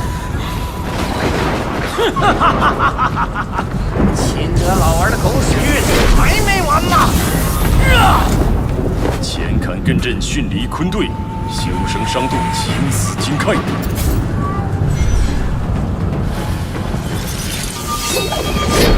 哼，风玉子，你这点道行也想阻挡我们师兄弟，真是做梦！你们4个去杀掉那些先天高手。是。这不好，大家小心了！这阵法蕴含幻境，闭眼杀敌。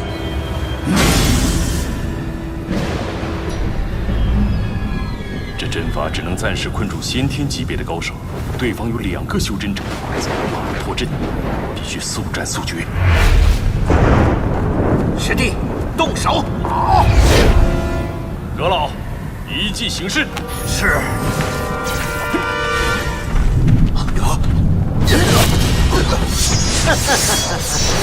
一个小小的金丹中期，也妄图和我一战！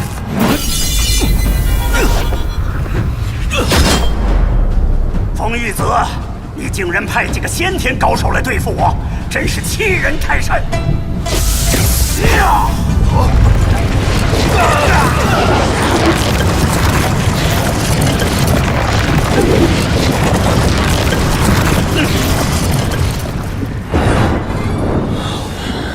完全听不到任何动静啊！敌人还没有进攻吗？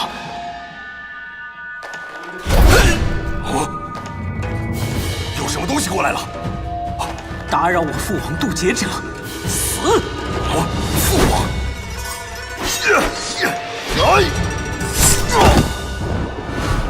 ！2弟、3弟，是谁？出来，跟我光明正大的打一场！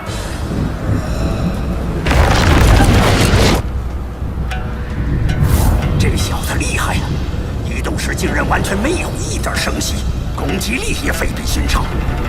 先杀了他！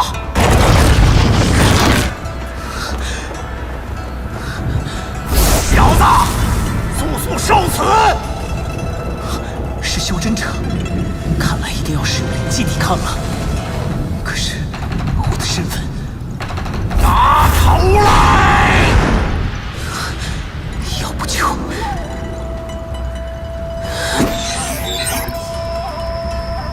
不行不将，布阵。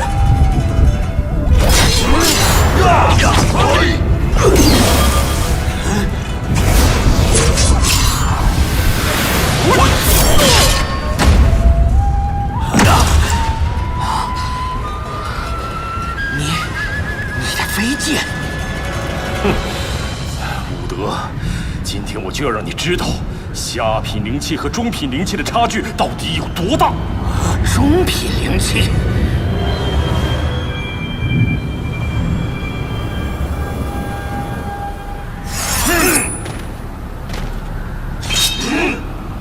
天哪，5把，有5把，这么多中品灵气，金丹期上仙的护体真元力挡不了中品灵气的攻击，而且他只有1把飞剑，大家一起上。嘿嘿，师兄，你看到了没有？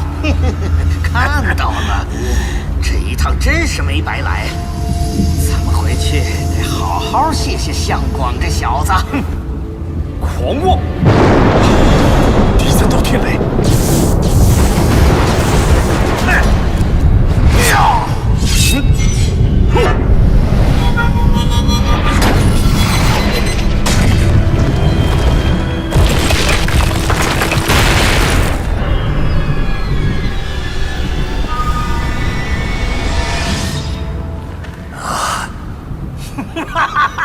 幻境已破，为你们兄弟报仇去吧！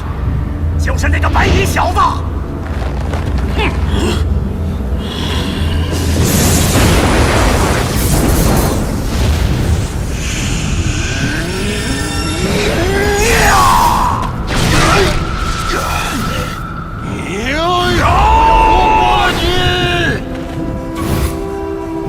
小子，不要走！父王，我把敌人尽量引开，你一定要顶住啊！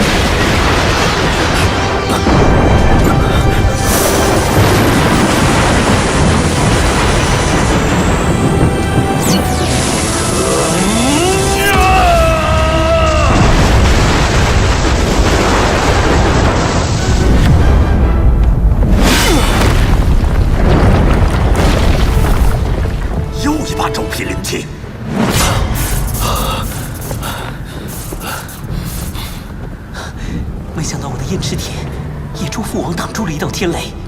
小子，有本事别逃！现在是收拾你们这2个小丑的时候了。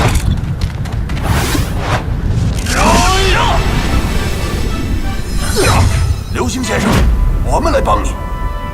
不用，这2个家伙我一个人收拾就足够了。你们都去帮阁老收拾那个修真者吧。好，那就全都交给你了。我们走。是。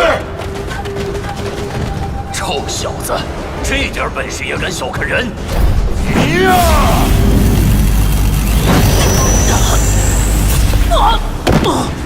撕碎了他！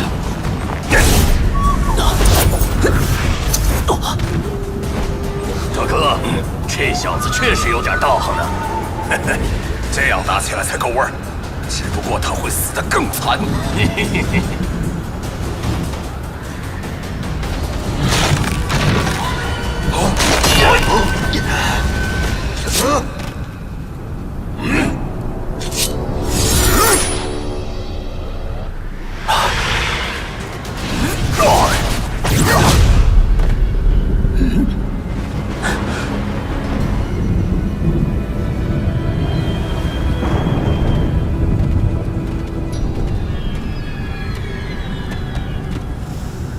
人对一人的背靠背而立。双幻五行阵，搞什么鬼？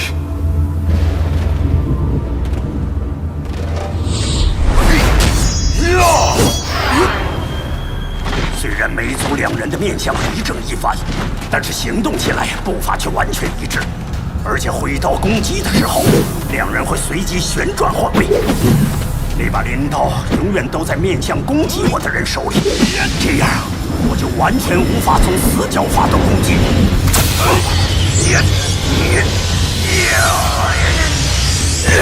那么只能暴力破阵了。转换为防御阵型。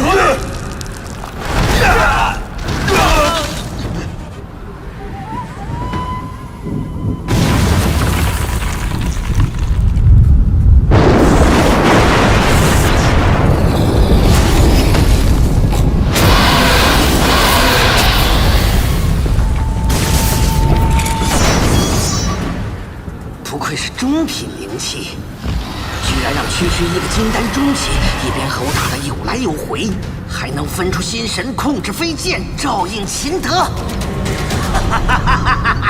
太棒了，实在太棒了！你居然还笑得出来？那是自然。你的那把中品灵器，我要定了！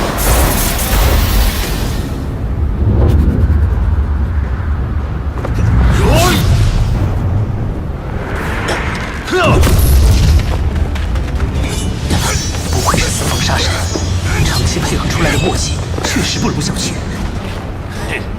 受死吧！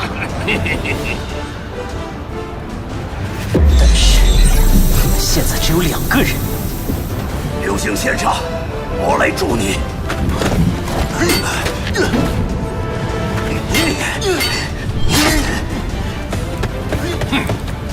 小子，来帮手了。只不过你会死得更快一点而已。哈哈哈，那就看看谁先死吧！天魔食杀拳！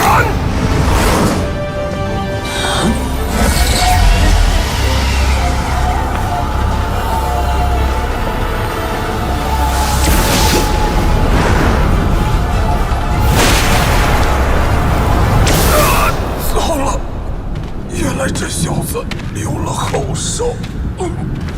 这通天宫的先天真气果然玄妙得很，不但可以离体攻击，还能融入肌肉内部，让我的速度再次递增。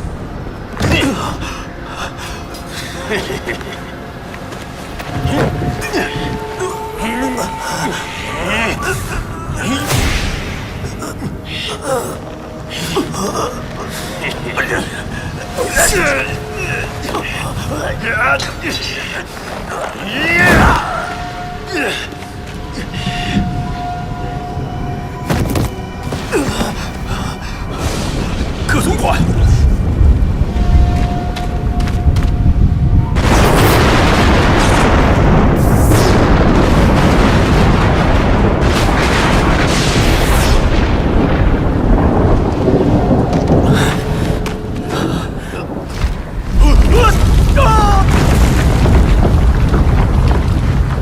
风兄。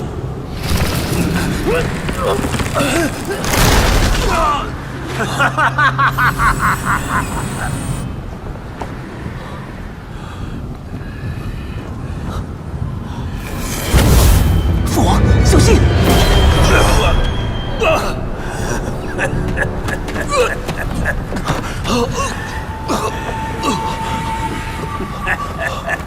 秦德，我看你这次是死也不死。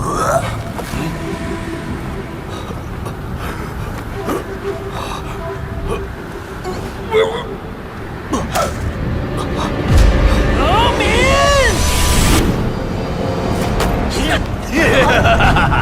柯总管，100年的潜伏果然功夫不负有心人呐，今日立了大功了。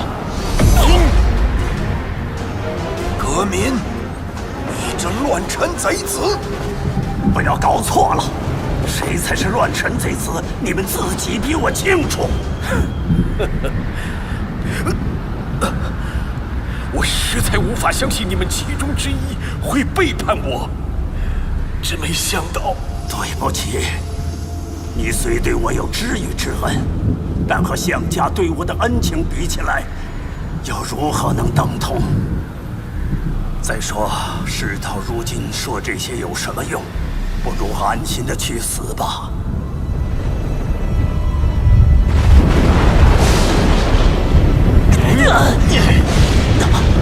不好，第4道天雷要来了！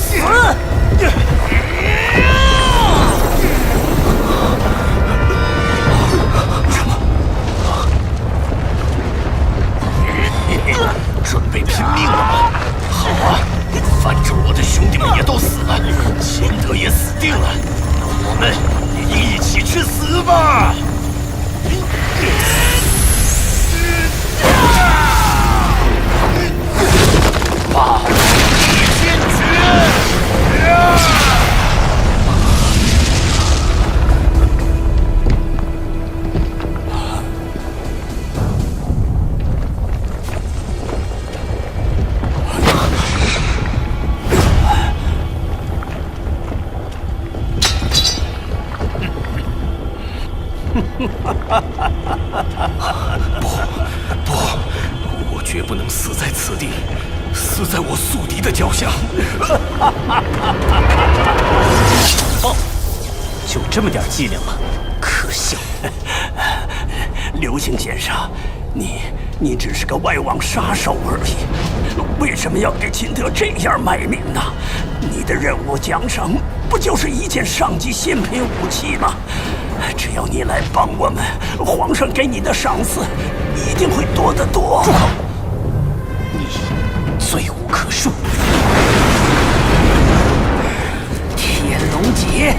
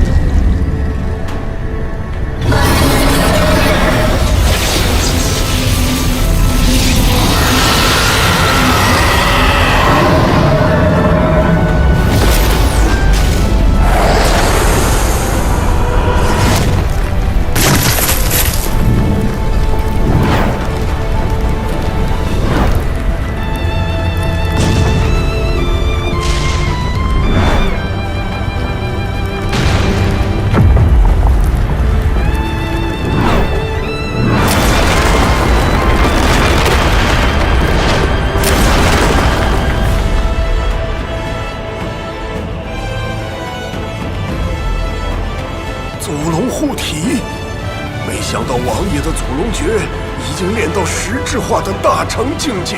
可恶，原来这老匹夫还藏着一手啊！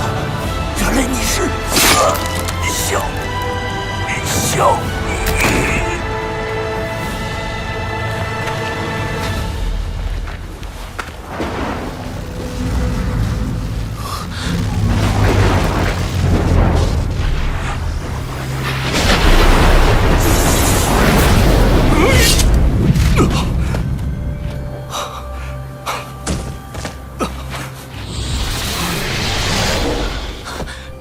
功了，父王渡劫成功了。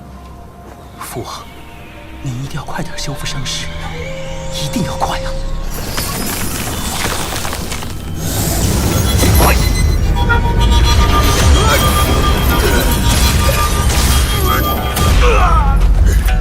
大家拼了命也要挡住敌人，给王爷争取时间。是。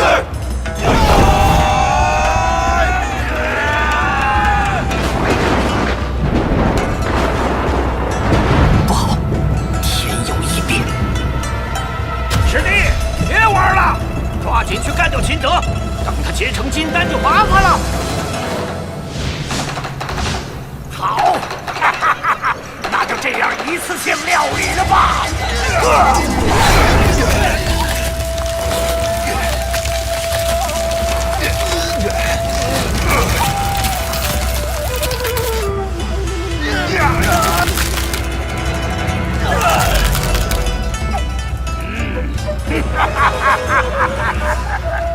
蝼蚁们，去死吧！跑！跑！跑！华镇已败，不能再让灵气也落到他手里。这是我的！一介凡夫也想要夺取中品灵气，简直是白日做梦。好，师弟，做得好！风玉子，如今这中品灵气进入我手，看你还如何神气！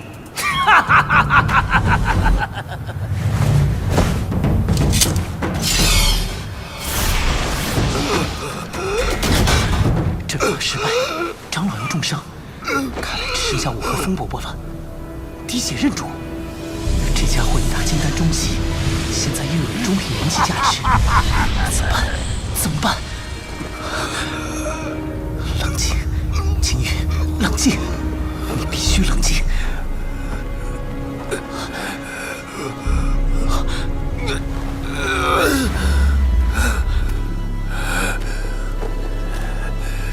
慢，照顾好王爷。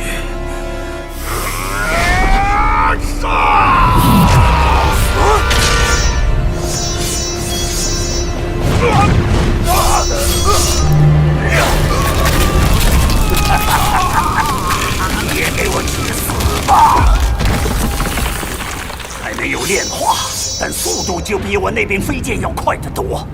一旦炼成，那威力……这家伙比我想象中的还要强。唯一的机会就是燕池剑和燕池拳套了，一定要找准时机。如果失败，不但我命堪忧，父王也……镇东王秦德，在人间你的权势也算是极大，在1万人之上了。可惜，还是要死在我手上。哼，有人逼近，好快！不对，这家伙来路古怪，会不会也有灵气？不能冒险！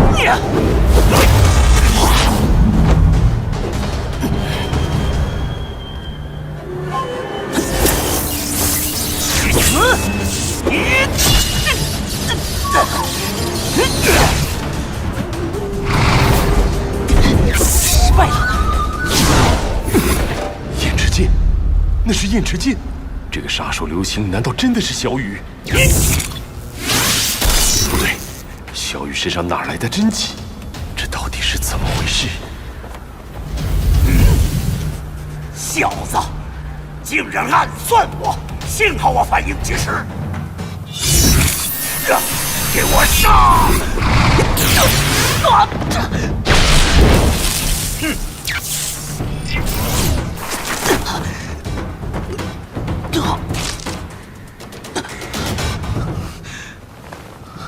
难道老天真的要断绝我父王的生路吗？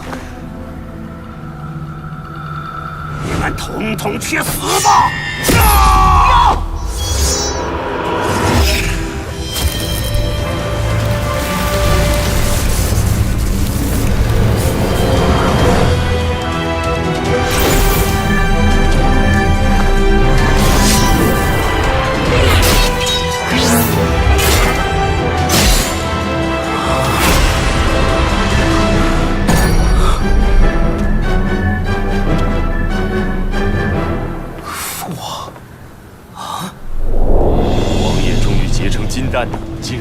新行列。秦德匹夫速度很快嘛，可惜这也救不了你。你刚刚继承金丹，实力还太弱，而且身体伤势也重。再看看现在谁还能帮你，所以认命吧。估计你是有史以来最短命的修真者了。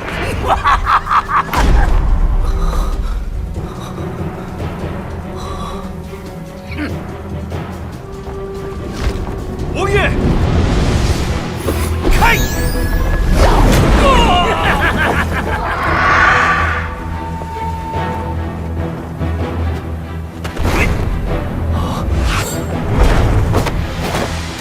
找死吧！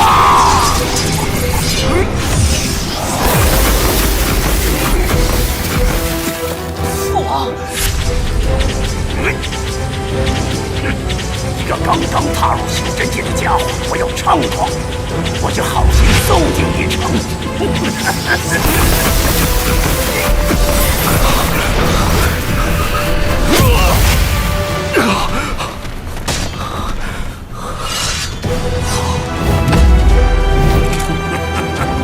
放弃吧，废物！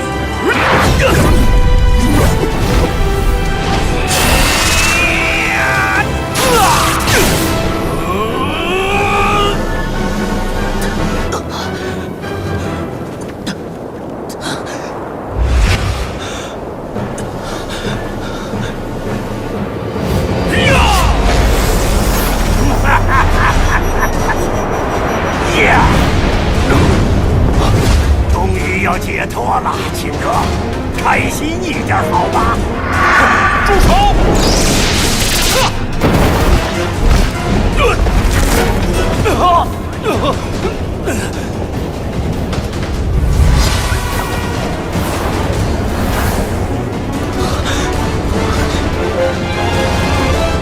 父王，玉儿，开心吗？只要能跟父王在一起，我就开心。有我在，父王绝不会死，绝不会。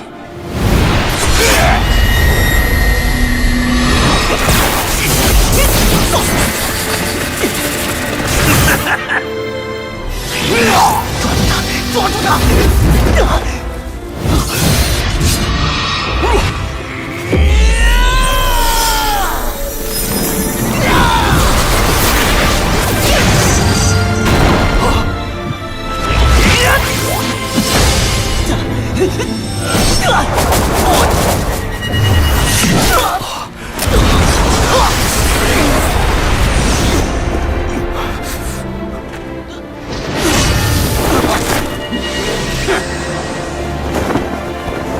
岂有此理！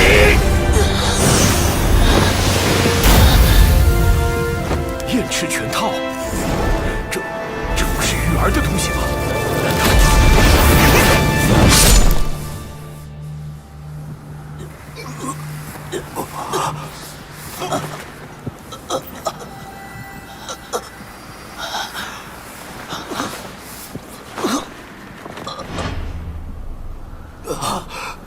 你，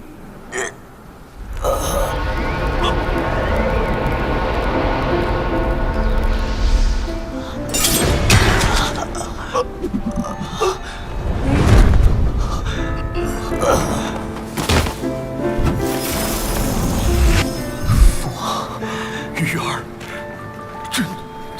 真的是你！再见了，父王。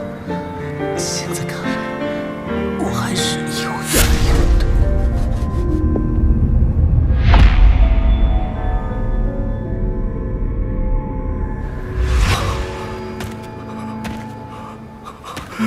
玉儿！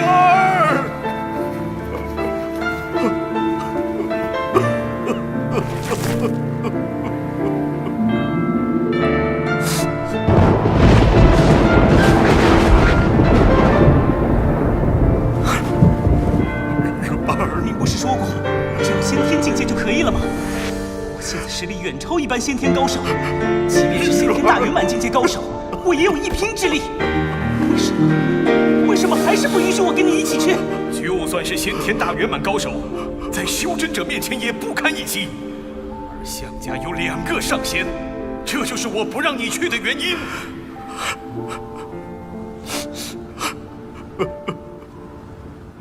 你给过我机会证明我自己吗？你连机会都没有给过我，为什么就敢肯定我没有用呢？为什么？为什么？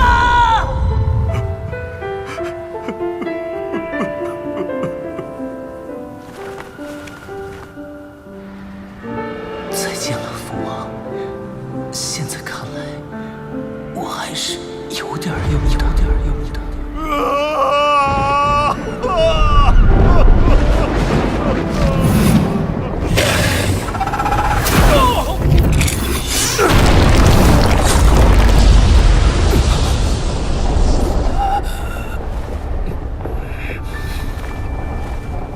王爷，小心呐！